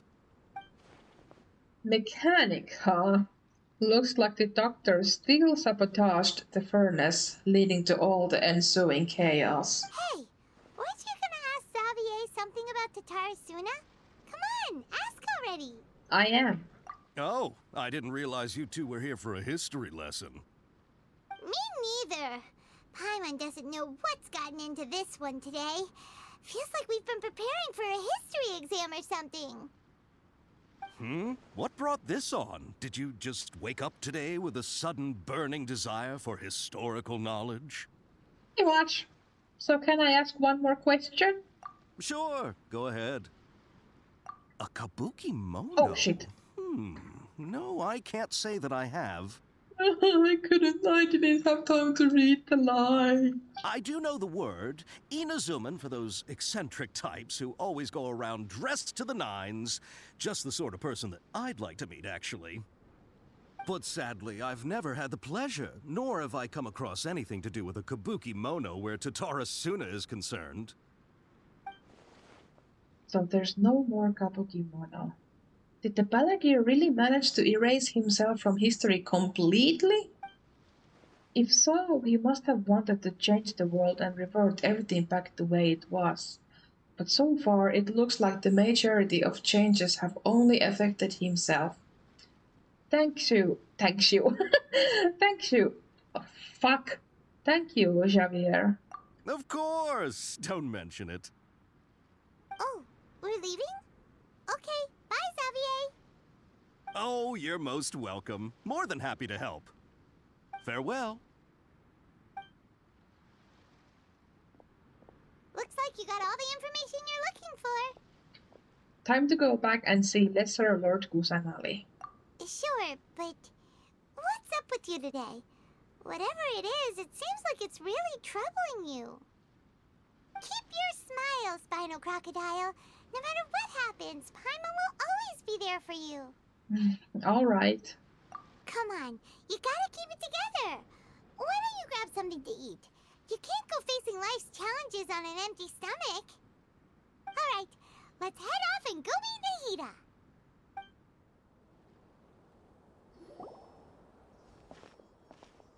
Hey, it's them!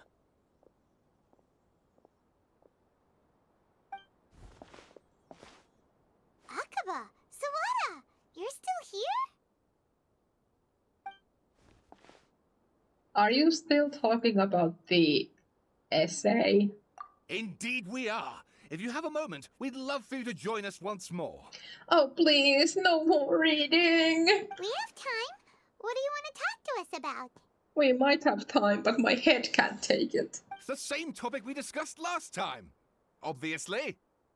Still looking for more info about Tatarasuna, huh? Should we join them? Perfect. These two have researched Tatarasuna's past. Let's hear what they have to say. Unfortunately, we haven't made any real progress. The article that you let me read last time was great. Can I read it again? Huh? Oh, of course.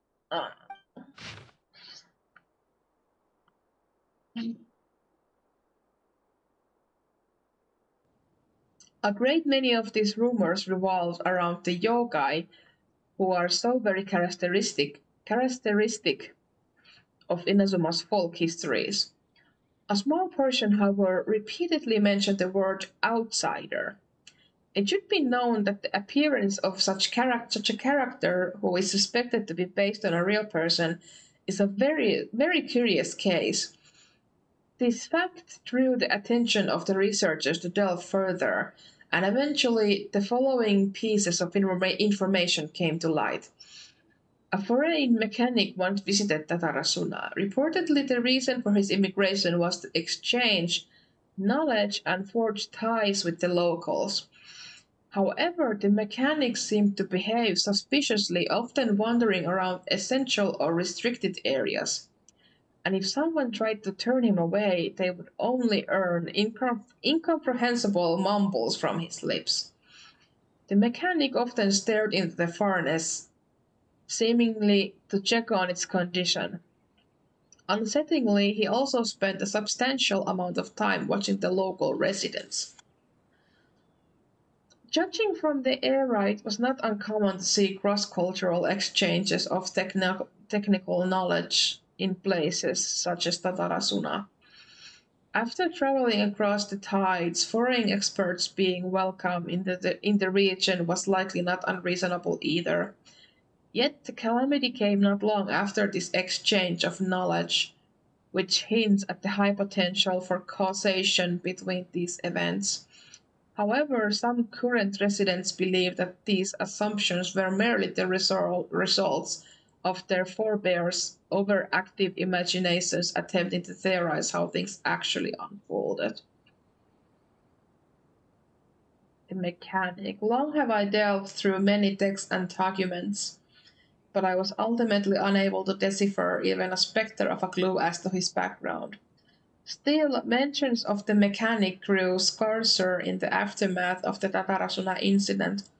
I speculate that instead of the mechanic possibly being a figure woven from overripe imaginations, he actually did exist and perhaps even had a hand in the events that took place in Tatarasuna. I presume you'll want to read mine as well. Here. Oh, jeez.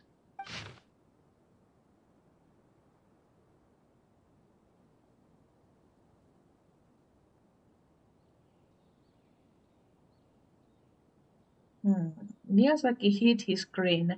Upon hearing this, Niwa released the lizard from his hand into Katsuragi's palm. But just as more words were to be exchanged, someone came walking nearby, their footsteps steady and confident. The head that appeared by the door was that of one from abroad. The newcomer placed some lunch boxes to one side, nodded, and made to leave. Katsuragi called out after him, "Sir, what about your meal? Are you not hungry?" The man smiled upon hearing Katsuragi's words. "I already ate. I hope that you, my lords, may also find time to sate your hunger soon." "You are our guest, sir. To see you help in these trifling matters fills me with embarrassment," Niva said with sincerity. The man smiled as if it was no matter. Then with a nod he departed.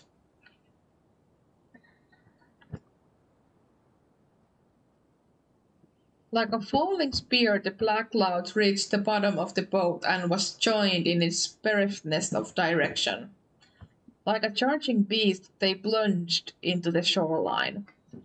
Scant steps away, the mechanic laughed, slowly approaching the grand wreck. Naught but half an arm was left of the one who had cried out for help, and with a plop, it landed at the mechanic's feet, who crouched to better study the object, straining against the urge to take a bite. Yet he did not, for the dark clouds swirling down had already picked the remnants of the ship clean. Then a second ship was sent, followed by a third and a fourth. Each who left to seek salvation did so under false skies and bleak fortunes. Reason dictated that they should not have risked anyone else. But the situation in Tatarasuna was severe. They needed to gain aid from Inazuma, even should it cost them more lives.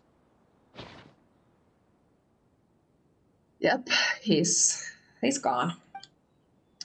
The content has changed. Another effect of tampering with the information in Irminsul. The Balladeer said he'd erased 2 of his names. If he really succeeded, it must have taken all his might. But still. Well, what do you think? Masterpiece. Hey, Traveler, remember how last time Akaba was saying how he wished he could gather more information about all this? Well, we just got back from Inazuma, so how about we tell them what we learned? Sure. What did you find out? Something big? It's a long story. Basically, we have some friends in Inazuma, and... Wow, so many new details. Thank you so much for sharing that with us. Well, well. So it all comes down to one man's desire for revenge. Huh. You heard this from a member of the Aranara clan, you say? Then I guess it must be true. Ugh. So there's no ghost story here after all. Nope. Sorry. This new information actually lends further credence to my hypothesis. Evidently, swordsmiths were seen as having an incredibly prestigious role in society those days, to the extent that harming them was conceived of, at least by the perpetrator, as a way of exacting revenge against those in power. Yes, okay, point taken, you were right. But that doesn't mean I can't carry on with my novel. And they're back at it. These guys are really into this. We've got some things to take care of. Bye for now. Oh, so sorry. Look at us, prattling on about our projects and ignoring you. Thank you so much for the information. You're welcome. See ya. Keep us in the loop if you find out anything else. Will do. Nahida, we're here! Traveler, Paimon, how have you been? Ugh, where to start? Paimon hasn't had a moment's rest this whole time. That night, we ended up chatting until suddenly the sun was up. And then she decided she wanted to go to Inazuma.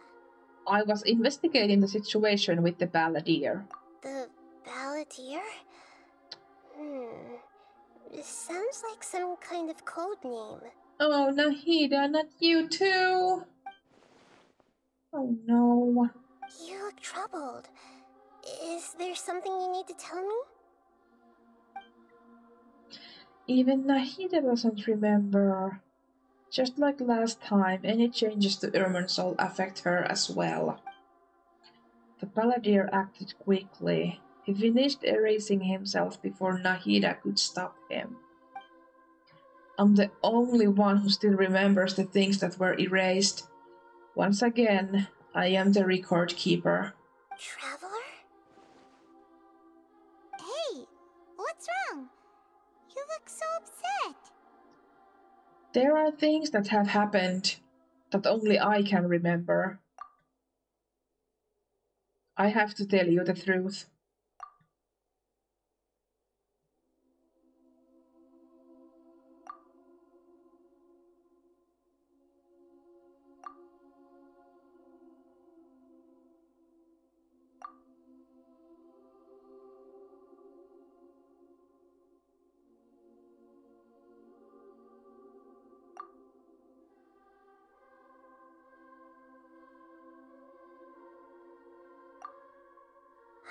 That's quite a story. So, this puppet known as the Balladeer erased himself from Irminsul, hoping that he could change the past. But how was he even able to do that? As the Traveler said, he very nearly became Sumeru's deity. Admittedly, I remember it a little differently. I don't recall finding anyone inside the machine after we defeated it. Nevertheless, it does make sense. If someone were to successfully erase themselves from Irminsul, the world would change to reflect the new reality. So, you believe this person really existed, and we just don't remember him because, well, because he literally changed the world? Yes. Theoretically speaking, it is possible to do this. But I'm struggling to imagine the kind of person who would dare go through with it. The Traveler comes from a world beyond to that. That's why there's no information about her in Irminsul, and it also explains why any changes to Irminsul wouldn't affect her. So if there's anyone in the world capable of retaining memories from a past that has been rewritten, it's you. It's quite incredible when you think about it. You can say that again. Paimon's having a hard time understanding this Balladeer guy's motivations. Why did he do it? I can only make inferences based on the information we've been given.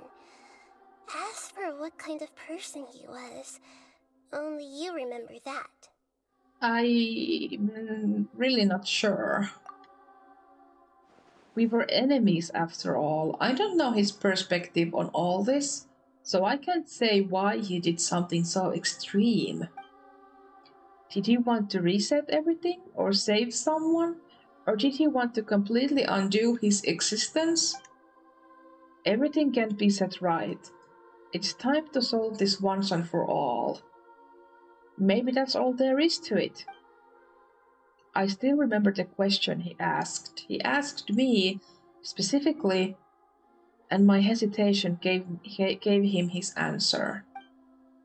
I hesitated because I witnessed Greater Lord Rukadevata erase her own existence. But I can't tell Nahida that. To put it another way, I know why the Balladeer was so sure it could work, but I can't tell them that. Something else worrying you? Something that you can't share?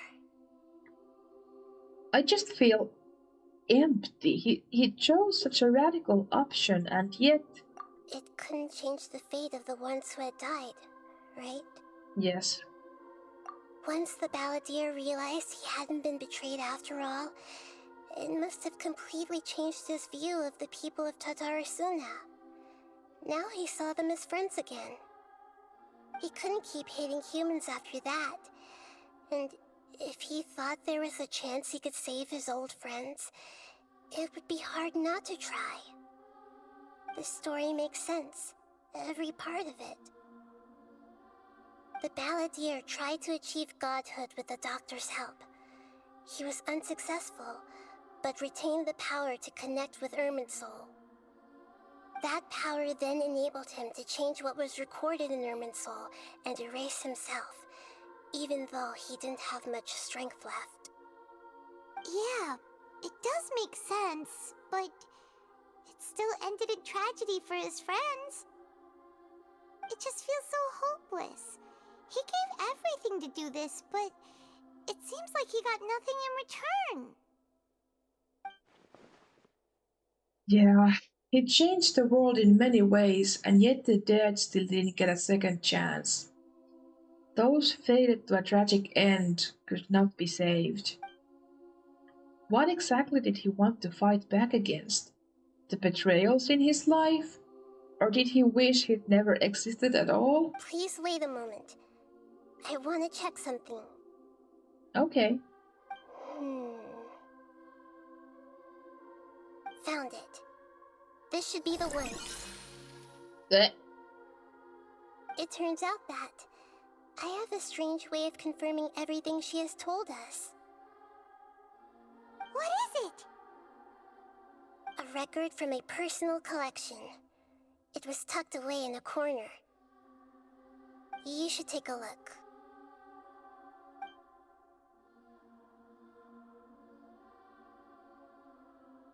Is this a fairy tale? Who wrote it? This matches everything I said. I authored this record myself. Huh? You wrote a fairy tale that somehow has something to do with the Balladeer? When combined with the Traveler's narrative, it's clear that this story is an allegory. Everything in it is a symbol for something else. Hold on. So this record survived from the past? Yes. Any information about the Balladeer or the Kabuki-mono and other records will have been changed. But I wrote this story in a way that means it was left intact. Changing the information in Irminsul changes to that. But Irminsul can't change information that was well hidden in advance. I guess I must have written this story as a backup before the Balladeer entered Irminsul. That's incredible! What a great idea! And sending the Traveler into Irminsul with the Balladeer must have been a further precaution. I knew she'd remember everything. This story is abstract enough that it still resonates with the present information recorded in Irminsul. But if we connect all the different pieces together, the true story that emerges is the one she told us, the now erased life of the Balladeer.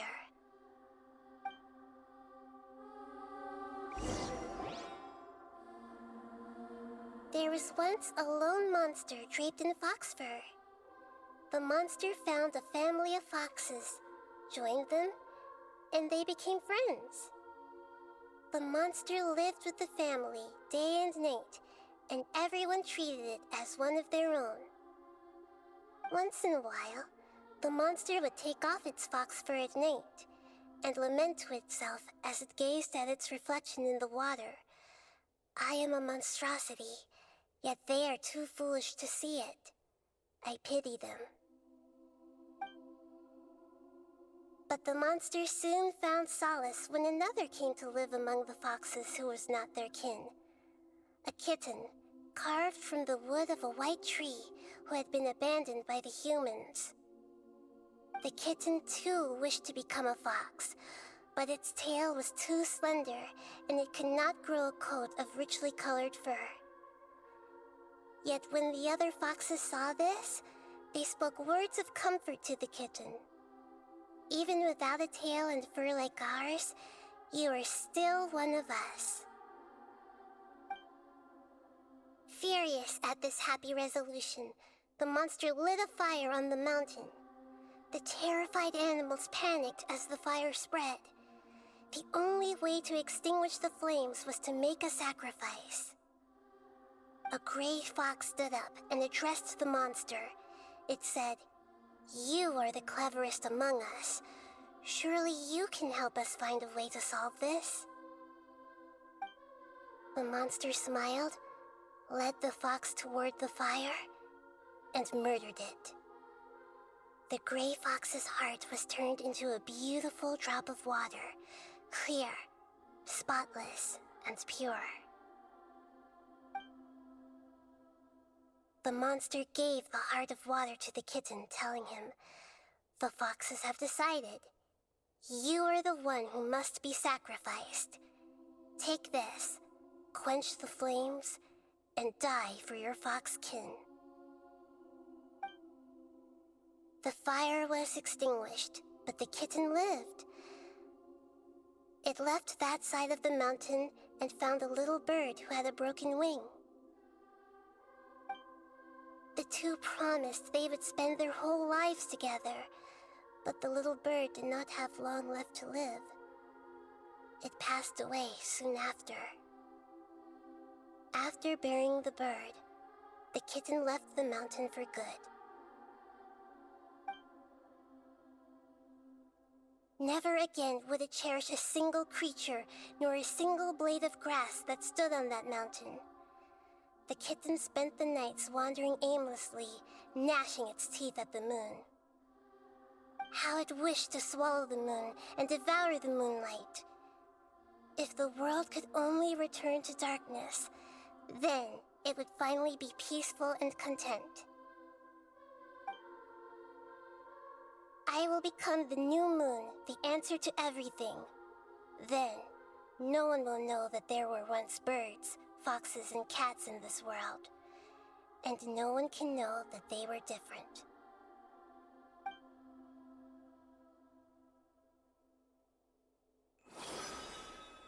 We solved it!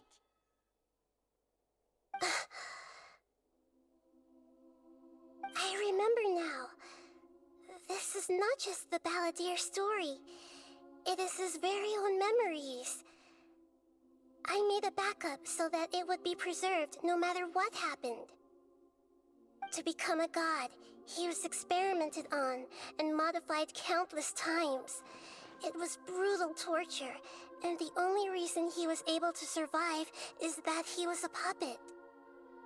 This memory was extracted from him by the scholars. Presumably, they kept it to have something to defend themselves with. Creating a deity was just the first step. Some of them wanted to be able to control it. That's why they backed up his memory for later use. Jesus. I buried it deep inside one of my own dreams, and then hid it inside an allegorical story so that it wouldn't be altered. It's hard to believe that this person really existed, let alone that he tried to get rid of us on more than one occasion. Paimon has no memory of him at all. He completely vanished like a puff of smoke.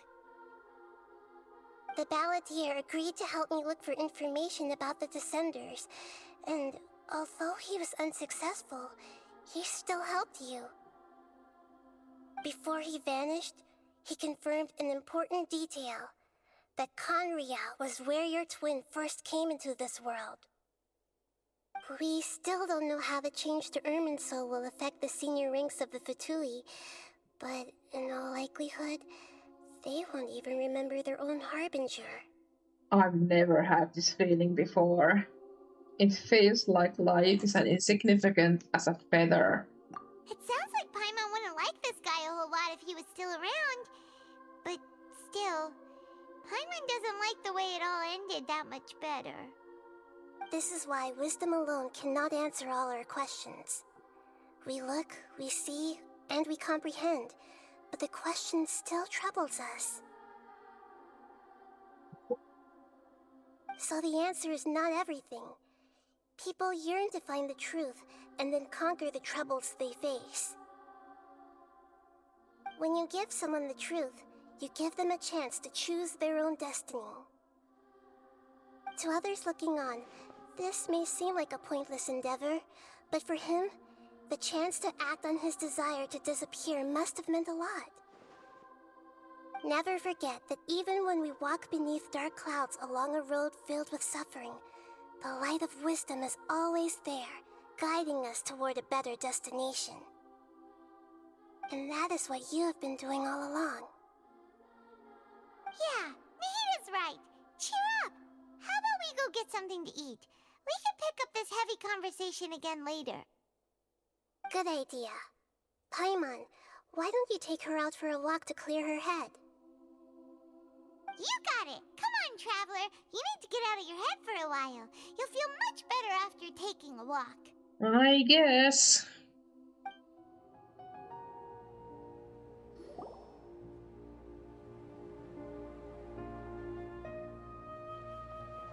We're here! What should we eat first? I have a nagging feeling like there's something I'm missing. Something important that I'm forgetting. Hey, are you gonna answer or what? Sorry, it's just... Give me a minute, I'm still processing. Alright, whatever you want. Well, Paimon will be right here when you figured stuff out. Then we can get something to eat. Come on, brain, let's dig this out. It's gotta be in there somewhere. It was something about Ermin's soul and deleting oneself. Crater Lord Rukadevata, Forbidden Knowledge, Nahida. What is it? Have you figured it all out? Yeah, that was it. Crater Lord Rukadevata. She said that no one can erase themselves from existence, not even her. Otherwise, why would she need to create her own reincarnation in Lesser Lord Kusanali to do the deletion for her? There would be no point. Why'd you jump up all of a sudden? No, I can't tell Paimon. She doesn't know about Crater Lord Rukadevata. But this is a crucially important detail. It's simply not possible for the Balladeer to completely erase his own existence. In which case, the question is, what happened to him? Excuse me, boss. There seems to be a small problem with the last bill. Look, here. Oh.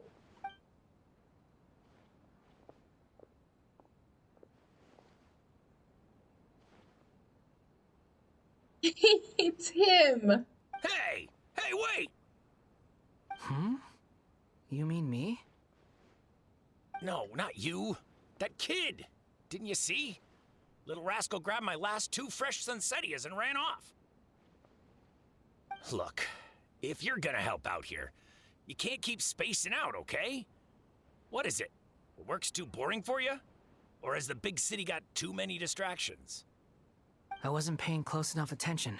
Sorry, boss. I think you're right. Maybe it's the city.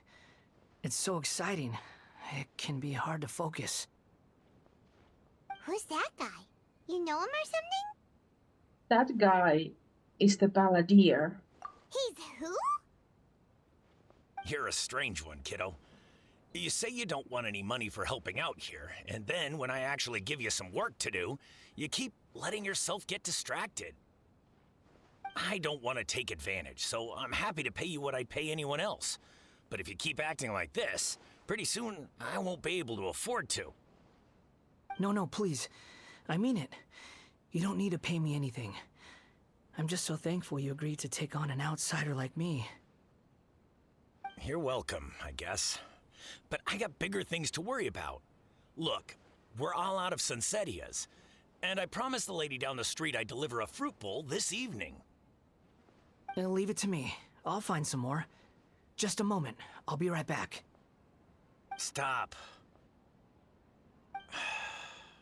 I'm gonna level with you, kiddo. I've never met a worker who said they didn't want a wage before. And at first, I got greedy. Couldn't believe my luck. But I figured you'd start asking for something in return eventually. You don't want money. You don't take days off. And in your free time, all I see you do is wander around, taking in the sights. Are you a drifter or something? That's right, I am. We can talk more about that later. First, let me get those fruits you needed. Sunsettias, was it? I'll be right back. Hey, what do we do now? Let's follow him! Okay, stay out of sight. Don't let him see you. Oh, jeez.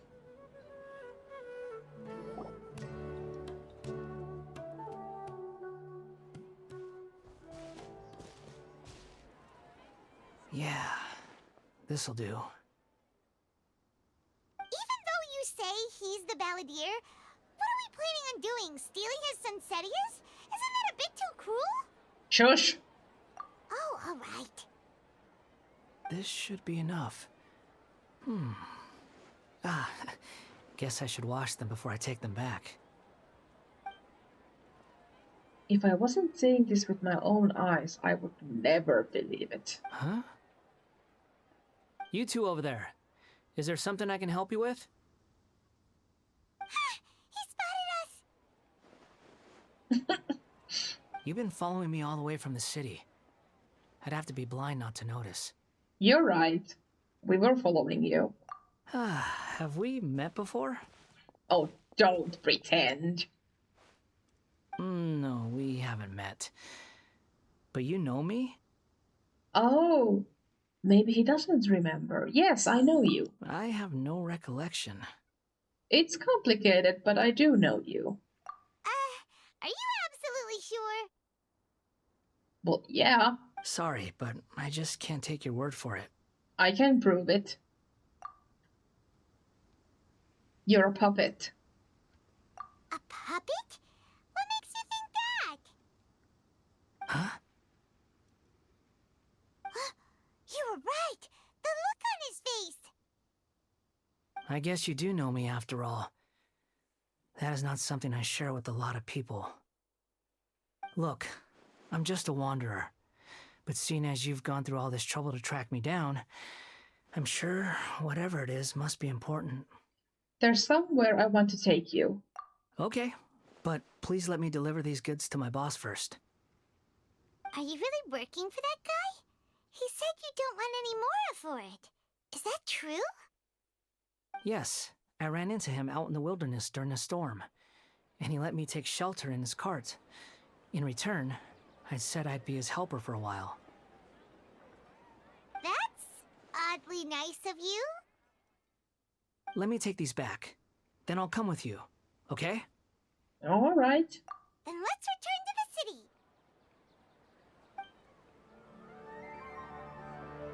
Here you go, boss. I'll leave them right here. Oh, you really went and picked some more. Who are these two? Something's come up, and they need to borrow me. Sorry, boss. I'm afraid I'll be away from the stall for a while. I was just about to pay you anyway. Go wherever you want, kid. Don't waste your time here. What? I get it, okay? You just wanted to help me out, to thank me for giving you shelter from the rain that day. Even then, I don't understand why you're so adamant that you don't want any pay for it. But look, it was pouring down, and there you were, sauntering along without a care in the world, like you had nowhere to be and didn't even care that it was raining. Imagine you and me for a second. It's a little weird, right? Why is this guy traveling during a rainstorm if he's not trying to get somewhere? And why is he taking a shortcut through the open country if he's not even in a hurry? But anyway, taking you in didn't put me out even slightly. You don't owe me a thing for it. Certainly not all this. Your time is valuable. You know, you should go live your life. But I don't...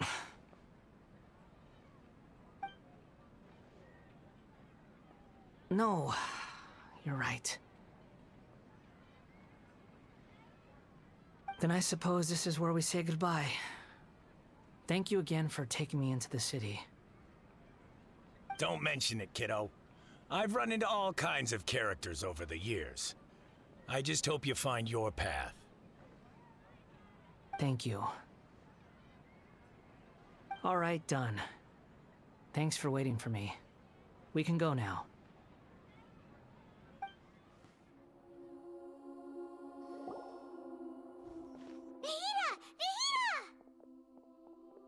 What's wrong?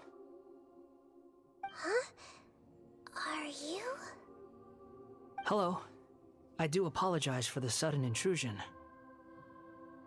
We found this guy in the street, but he doesn't seem to remember anything. So, yeah, quite an eventful walk.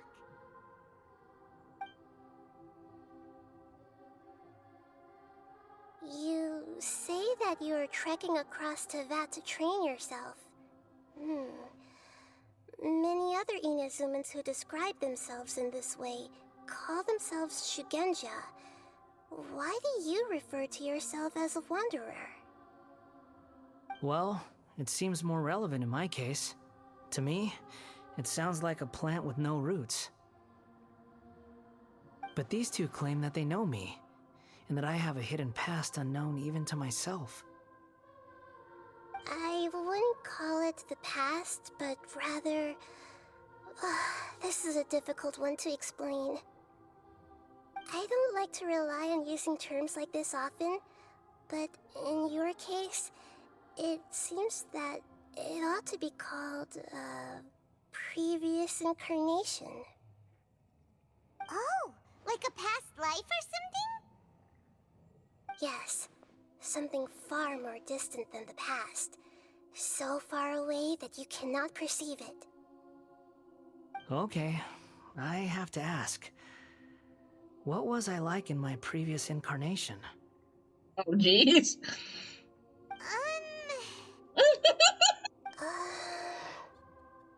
Oh, okay. I see. You want to tell me, but you can't bring yourselves to say it. Looks like I didn't have the most wonderful existence in my previous incarnation. We're just trying to think where to start. If it's that difficult to talk about, I have no doubt it will be just as difficult to hear. But I'll be able to handle it. Please, tell me the truth. Is truth something you care a lot about? Yes. Then I'll be straight with you. In your previous incarnation, you did many things that would be considered evil. You nearly died because of what other people did, and many died because of you. As a non-human being, you hated gods and humans alike. You drifted from place to place, never able to settle, even where you found status and identity. You adamantly believed that you were missing a heart. Actions rooted in persistence sometimes bear bitter fruit.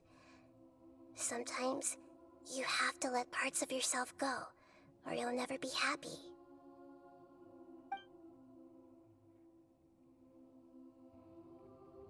I gave everything I had, but it barely changed history at all.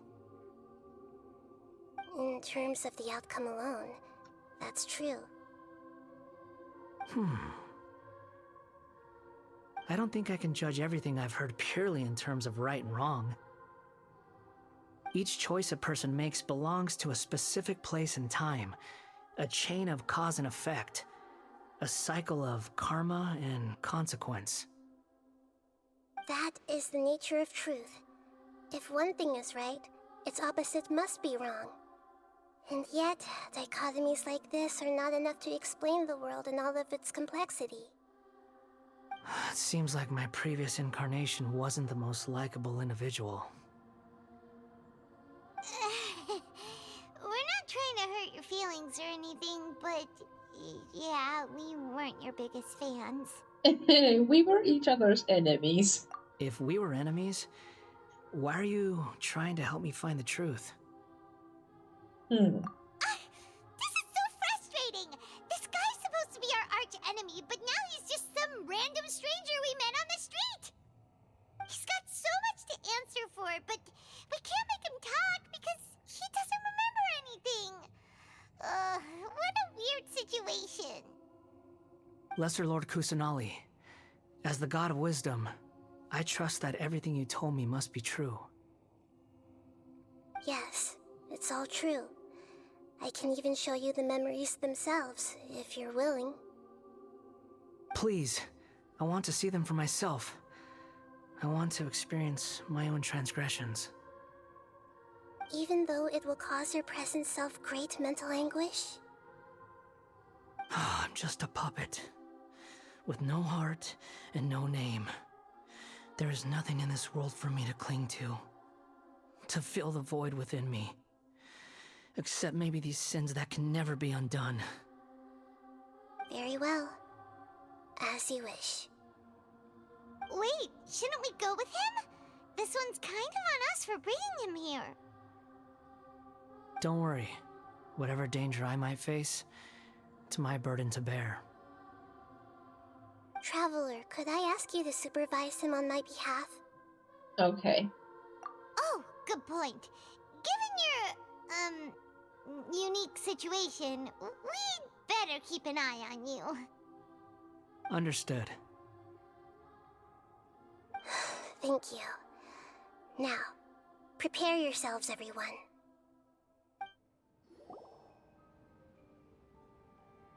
This looks like Inazuma. Right now, you're in a dream I created using information extracted from your memories. These memories will show you the raw truth, but be aware that enemies may react just like in the real world. Please be careful. Sounds like an immersive experience. It's a good thing we came along.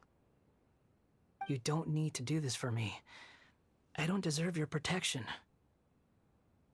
We never give up halfway. Well, we had to once, but that was your doing. And now we're just finishing the job. All right. Thanks.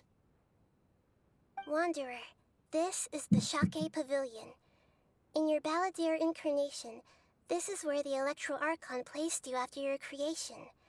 You had a great many memories here.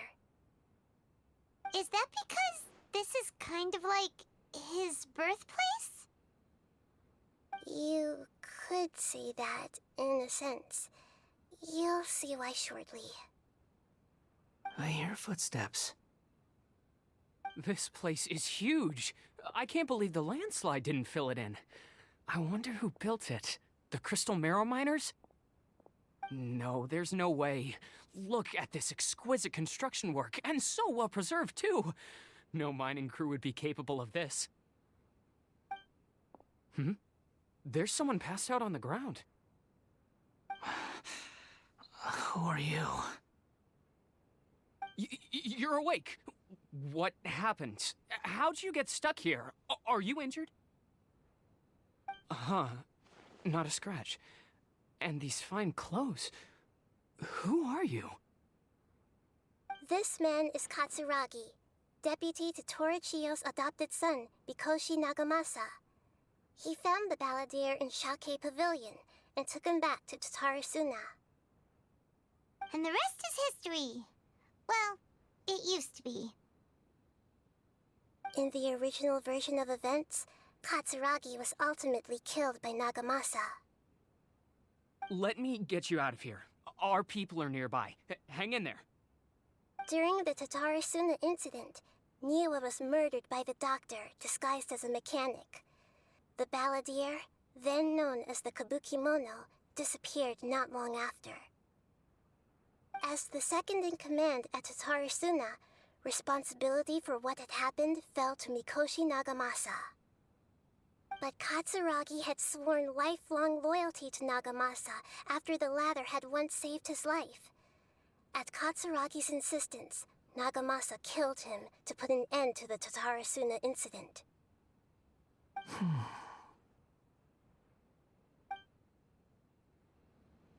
Katsuragi seems like he was a good guy. He looks like a warrior, but he has a kind face. Why couldn't he live a long and happy life? Nagamasa, I found this young guy in a cave sealed off by a landslide. He doesn't remember his name. Well, we need to call you something. I hear the workers are calling you the Kabukimono. That's fine with me. Katsuragi, report to Niwa. Tell him we have someone new joining us.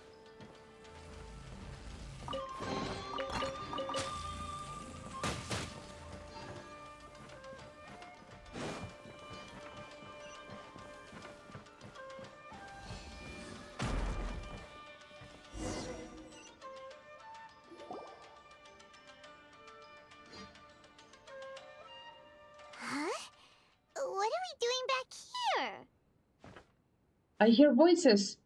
Whoa, this This is where you were born? It's pretty. But there's nobody here. I was abandoned, like you. I lived here for a while at first, but there's nothing for us here. We can't stay. Okay. I heard my mom and dad used to make swords, but the factory manager died, and then my dad got sick. He kept coughing all the time, just like me. Then Mom started coughing too. But you can't. You promised me. Yup, we're family now. We're gonna be together forever and ever. This child didn't have a name. Or rather, the balladeer didn't know what to call him. His father died before he could name him. After his mother died, the child stayed in their straw hut alone. Some of the neighbors helped to raise him. After leaving Tatarasuna, the balladeer ran into this child who didn't have a name, just like him. They made a promise to live together. What happened to the child then? He died from his illness while he was still very young. The balladeer came home one day and found that he had stopped breathing. Hey! What's wrong? Say something! You promised me we could be family! You're no different from Niwa and all the others. You betrayed me too.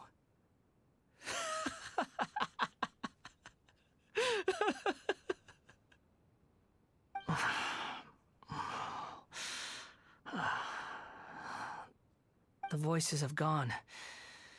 It looks like the memory ends here. Let's keep going. Yeah.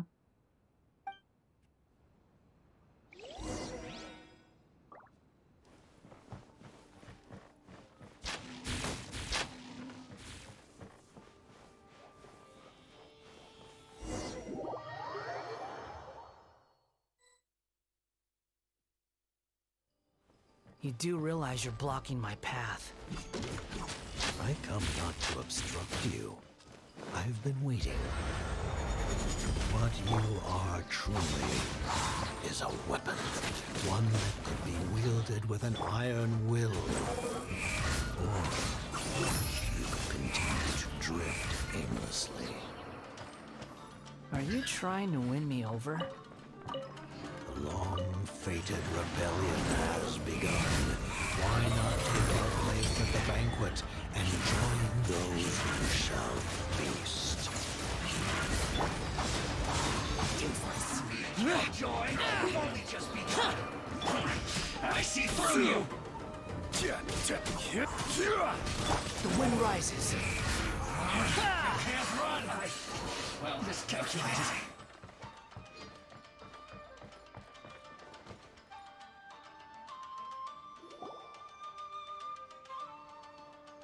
This place is dark. Paimon knows this place. It's the delusion factory in Inazuma. Yep. In the original version of events, the traveler once encountered the balladeer here. Such a creepy atmosphere. And so familiar. I remember this. It was an unsettling place. Hey, look over there! Well, well, my fair lady. Is this rundown factory and these incompetent fools all for me? Wow. You shouldn't have. Huh. What do you have to gain from belittling your subordinates? You might not want to admit it, but you are a part of this plan. Perhaps you find fighting in the Abyss to be a more meaningful use of your time? Oh, but of course, even this pales in comparison to being experimented on by the Doctor. What a sharp tongue you have. Funny how negotiating never seems to be your strong suit. For the task ahead, I suggest you keep your true feelings to yourself. Save your breath. I know what I have to do. I'm sure you think so, but I still think you need to hear it. Don't start thinking you're invincible, and don't let your emotions get in the way.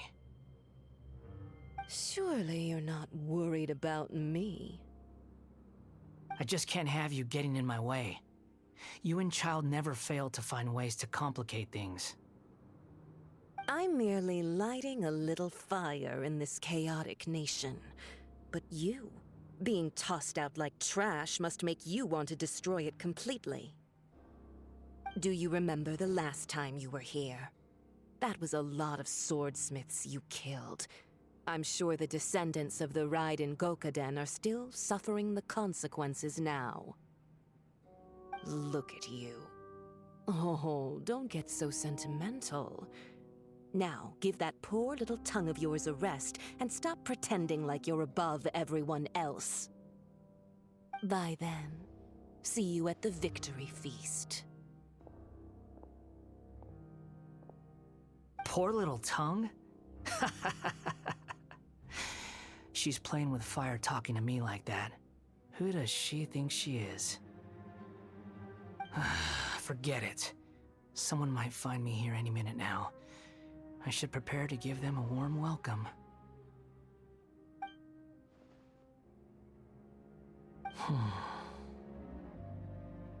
The plot does not end here. There is more of this story to come. Wanderer, are you able to continue? Yes. Please don't worry about me. Why are you staring at me in silence?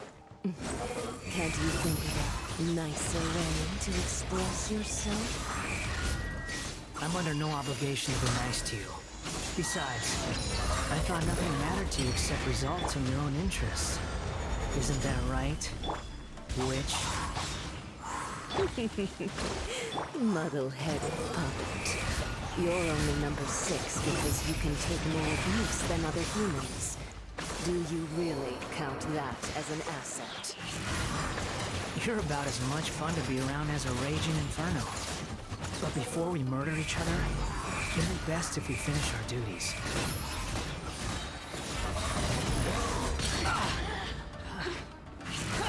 Prepare yourself. Hold on! About that over here! Got him! No escape!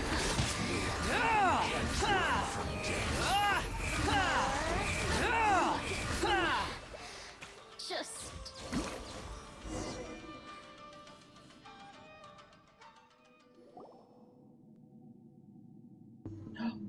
Looks like we've arrived in Sumeru. Is that? Considering that Amorta's sage, Nafis, refused to join this project, I'll take part in the experiment in his place. Welcome. I look forward to a fruitful collaboration. When do we start? You seem impatient. You should know that becoming a god is far from a trivial affair. The biological transformation is a lengthy process. As such, I too would recommend that we commence as soon as possible. In the event that a successful connection is established, his body will become permanently bound to the machine, and he will be unable to move independently of it. Nothing worse than what I've been through before then, Doctor. You were the most resilient test subject I ever came across. Thanks to you, I was able to garner a great deal of information. Alas, after that, you were under orders to remain in the Abyss. We barely saw each other, and it became difficult to further refine the knowledge I had gained. That was gracefully worded. Ever wonder what they think if they knew that nothing matters to you, apart from your crazy experiments? I suggest you speak to me in a more respectful tone, Scaramouche. The mere fact of your utility does not make you indestructible. The doctor again? That was uncomfortable to watch. That person gives off a very sinister energy. He's the doctor. He's behind all of this. It's normal for him to give you the creeps. He scares the bejeebers out of Paimon. Let's move on.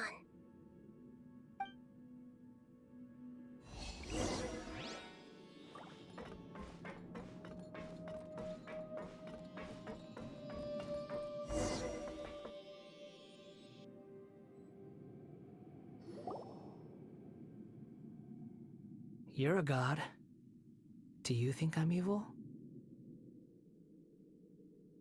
If you accept that he is you, just as you are you, then yes, you are evil.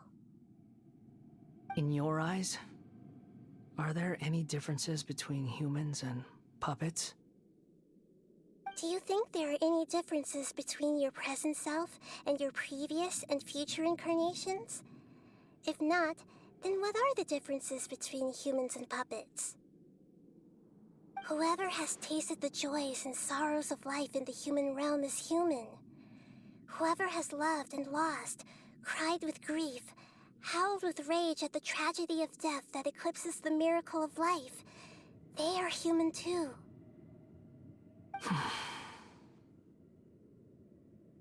I've seen enough of my past.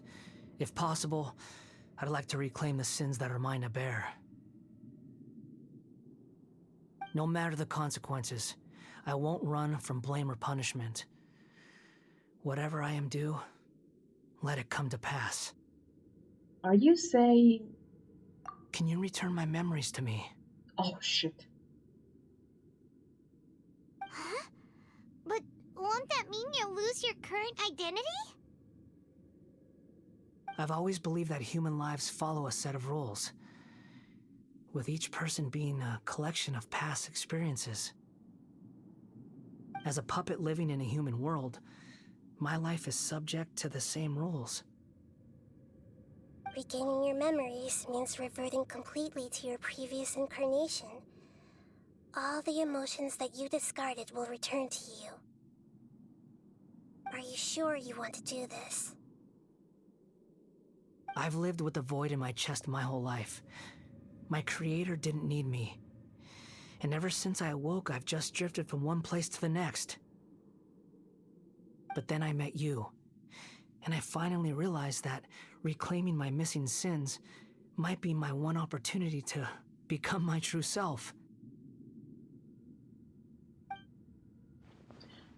Is this the true meaning of Greater Lord Rukadevata's words?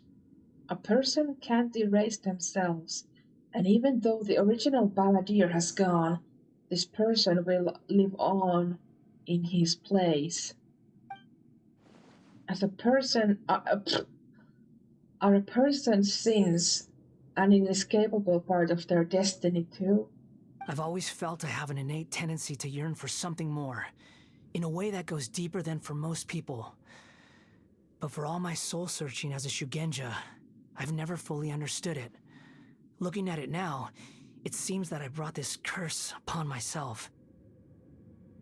So I beg you, grant me this opportunity to gain a purpose, to change my destiny, and end my wandering. Very well. Since your mind is made up, I will return to you that which is yours.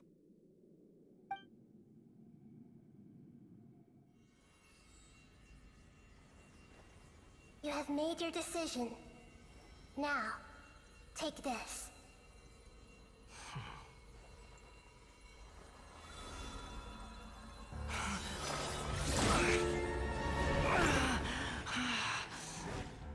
Set him free. A puppet? What's he doing here?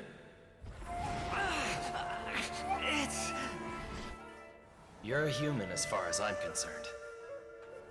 Everyone's here. Wonderful. What a fine blade. Nagamasa will be thrilled. This is my...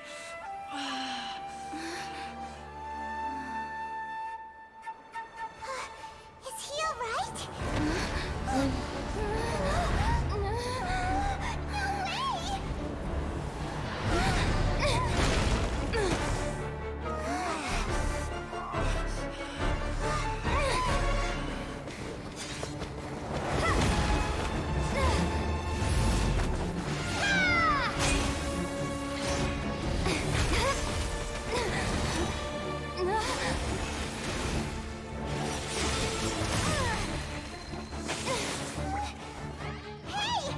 dang it!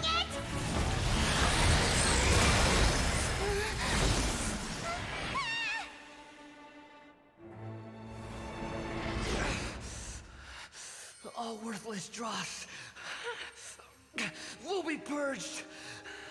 That's why this won't be the end.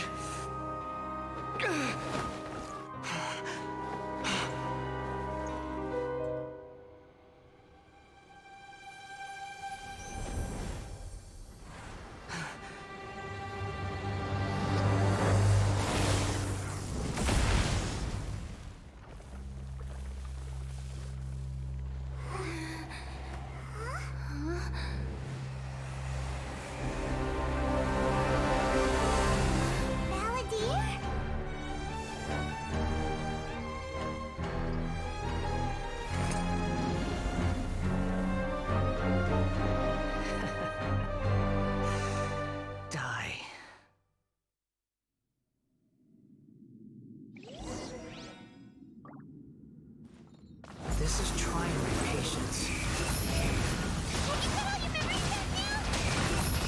Have you got any more stupid questions? Insignificant past!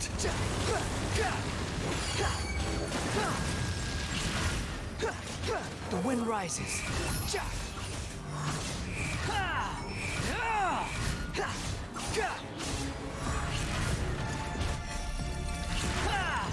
At my command, you shall fall.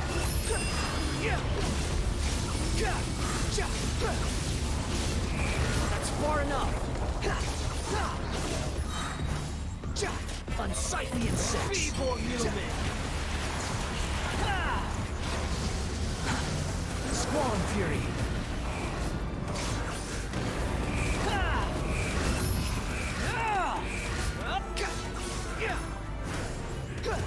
My endless cycle begins!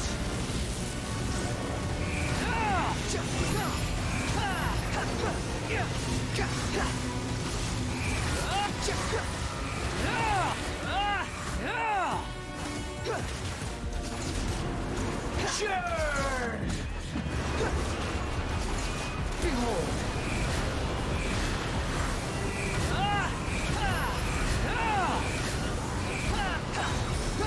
You dare to gaze upon me? Insignificant past!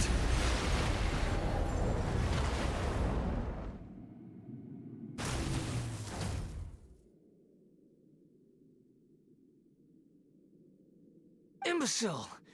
Get out of my sight. It disappeared. Did we win? Yeah, it seems like it. What did you expect? I'd never lose to that. There's the tone of voice again. You're definitely back to your old self. Nice to have you back. Wait, but it was you inside that thing too. What have you got to be smug about? Sorry. I'm harsh on myself and everyone else. Just the way I am. Now you've recovered your memories. You sound like you're concerned about me. I kinda am. But don't worry. Thanks to you, even if I didn't change a thing, at least I now know the truth. The memory recovery seems to have been a success. This dream has served its purpose. Come on. Let's continue this outside. Yeah. Welcome back, Traveler, Paimon, Balladeer.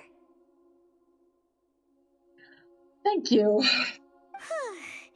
It feels like we just went on a really long journey. Paimon's exhausted.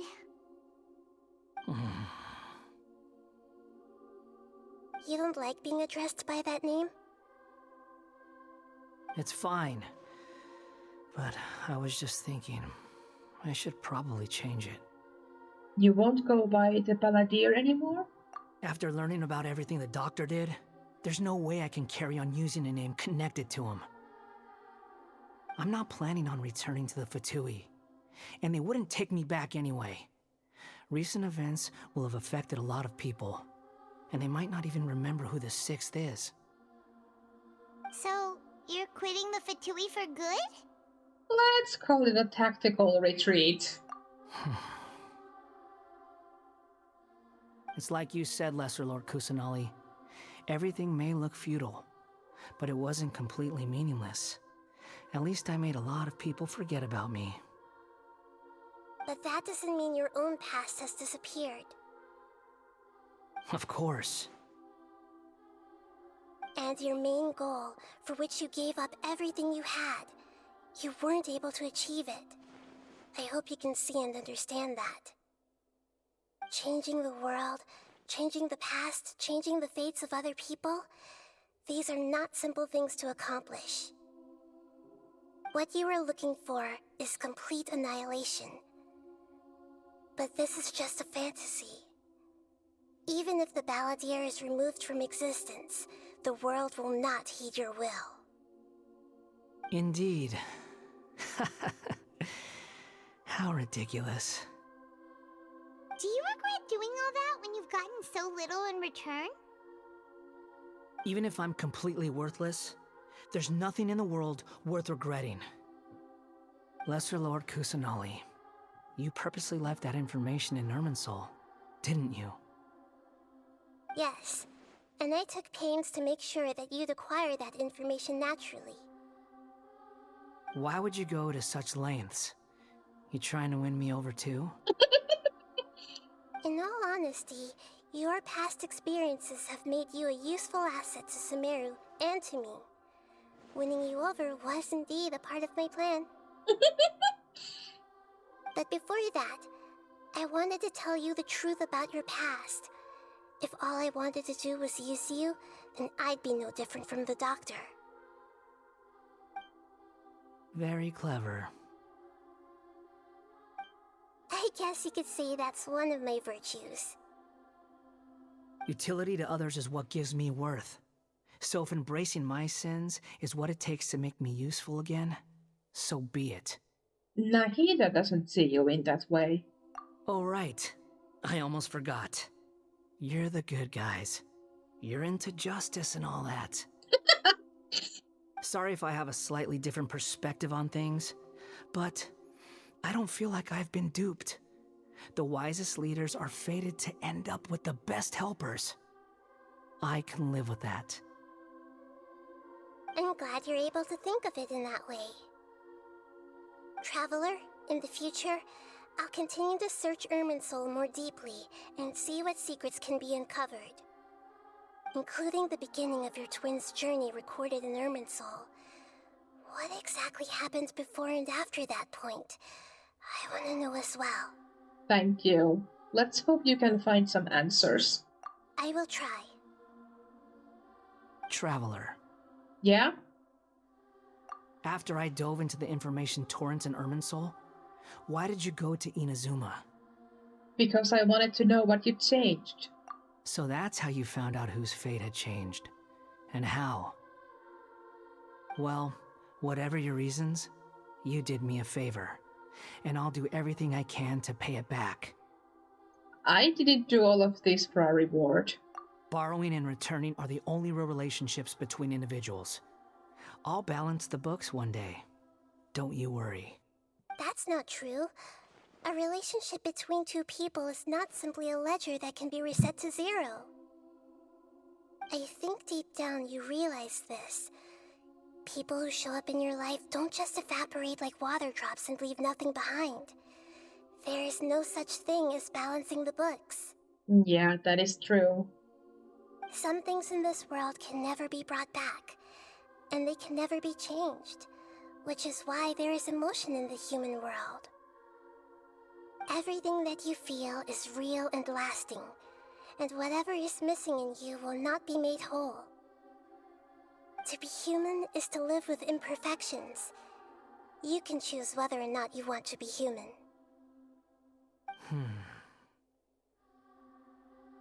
But humans can't live without a heart, can they? Anyway, I gave up trying to become a human a long time ago. You understand what pain is perfectly well, even without a heart. You're just bearing your feelings. The past is set in stone, but you can keep moving on. And the longer your future lasts, the shorter your past will become, until one day, it is but a tiny fraction of your life. Sounds like you've got a future planned out for me. I hope you can give Nahida a chance. Everything's ended up being pretty darn complicated. Paimon doesn't even know where to start, but the most important thing now is that you need to follow Nahida. Otherwise, all our efforts will have been for nothing.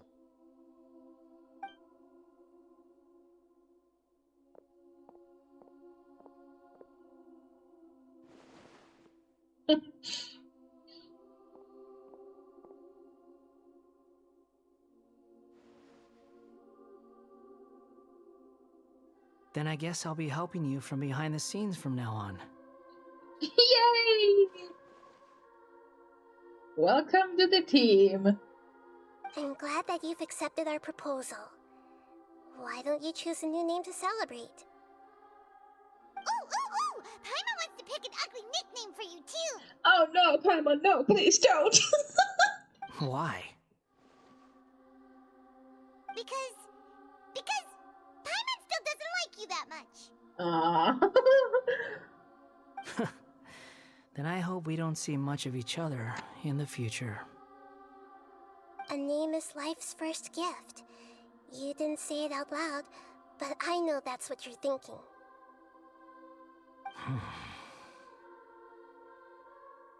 The Traveler and Paimon have helped you a lot. If you can't decide on a new name, maybe you can ask them for ideas. You want us to decide? No, Paimon only does nicknames. If it's a serious name you're after, it's all yours. Oh shit.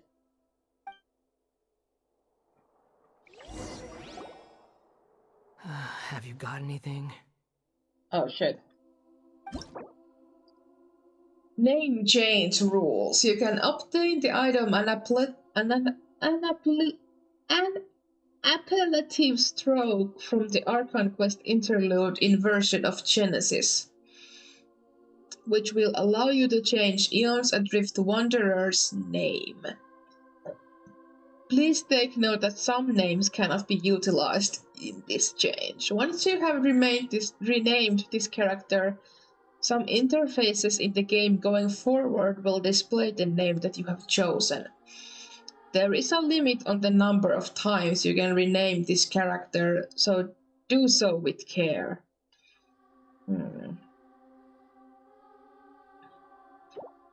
Oh shit. I was thinking... Hold on, let me...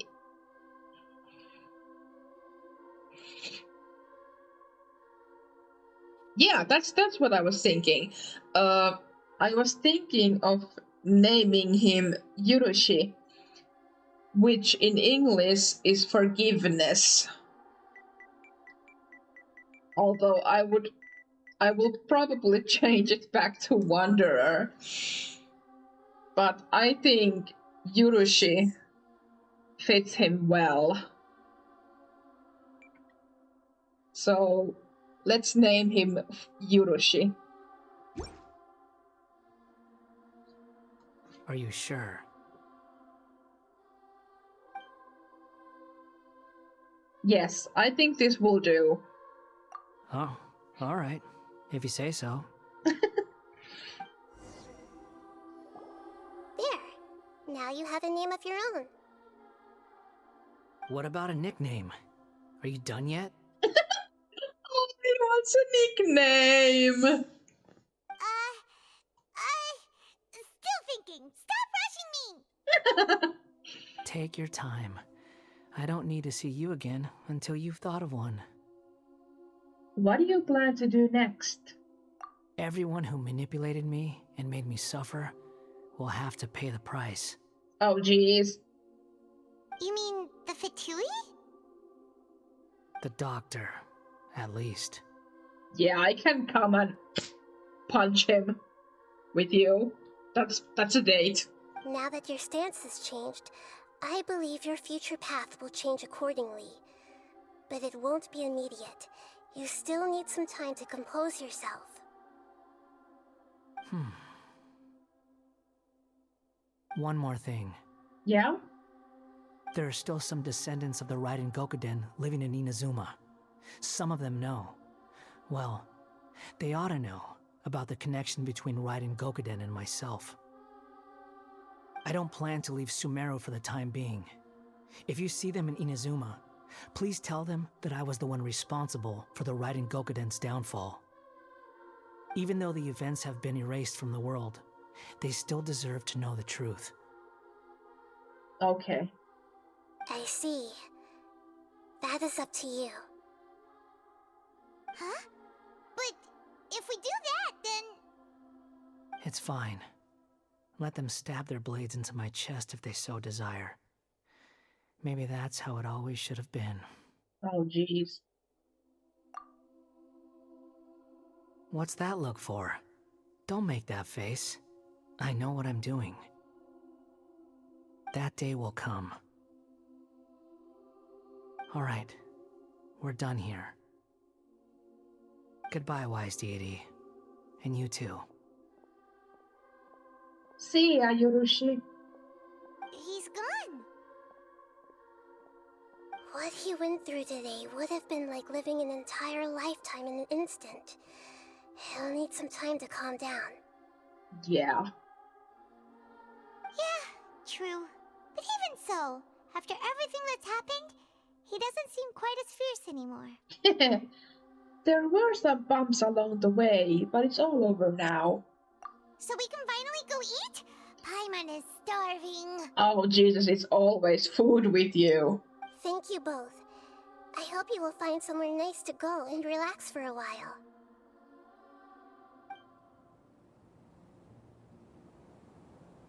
I've got it! I can end my novel with some words from Mikoshi Nagamasa. Oh?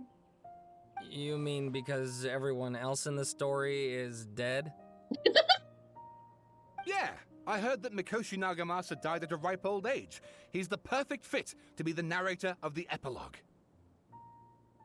The dark clouds had dissipated, but they continued to cast their shadow in Mikoshi Nagamasa's mind for decades to come. Then, one night, as an old man, he had a dream. On the night when that prized blade, the Daitatara Nagamasa, was forged, the people rejoiced, and there was painting, dancing, and drinking. All these expressions of joy melted down in the furnace fire and turned into red clouds that rallied around the final sunrise that Mikoshi Nagamasa saw in his lifetime.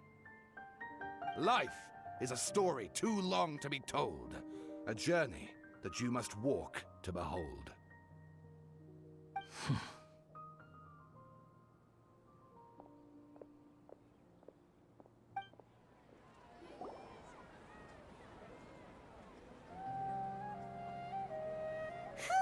It's about time we had a break.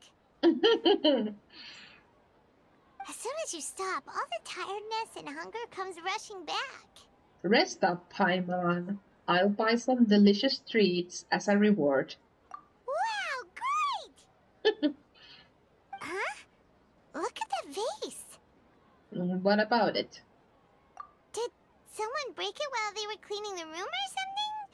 But Paimon doesn't remember there being a cleaner. That night we stayed here, Paimon bumped into the table after being startled by something to do with the balladeer and broke the vase.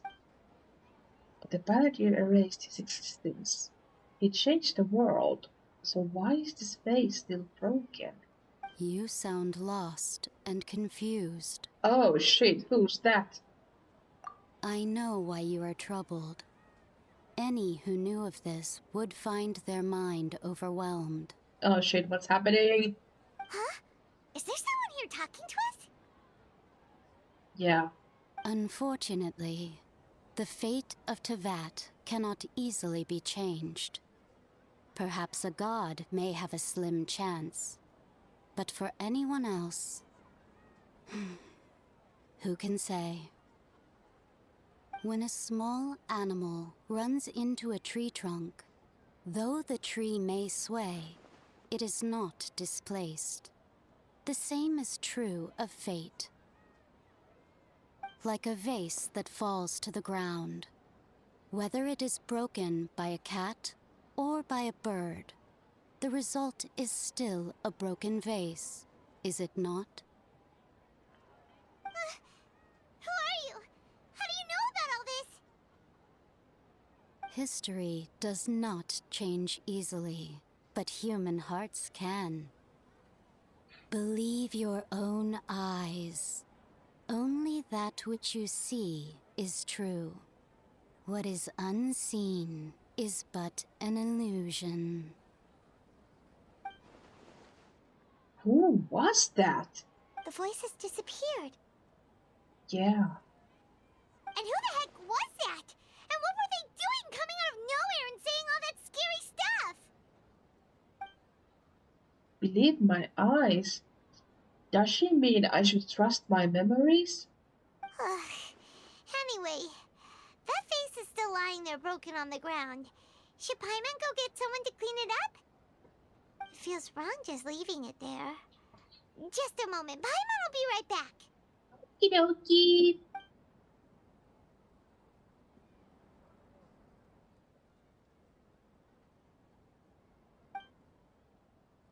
I wonder what else awaits me in the future.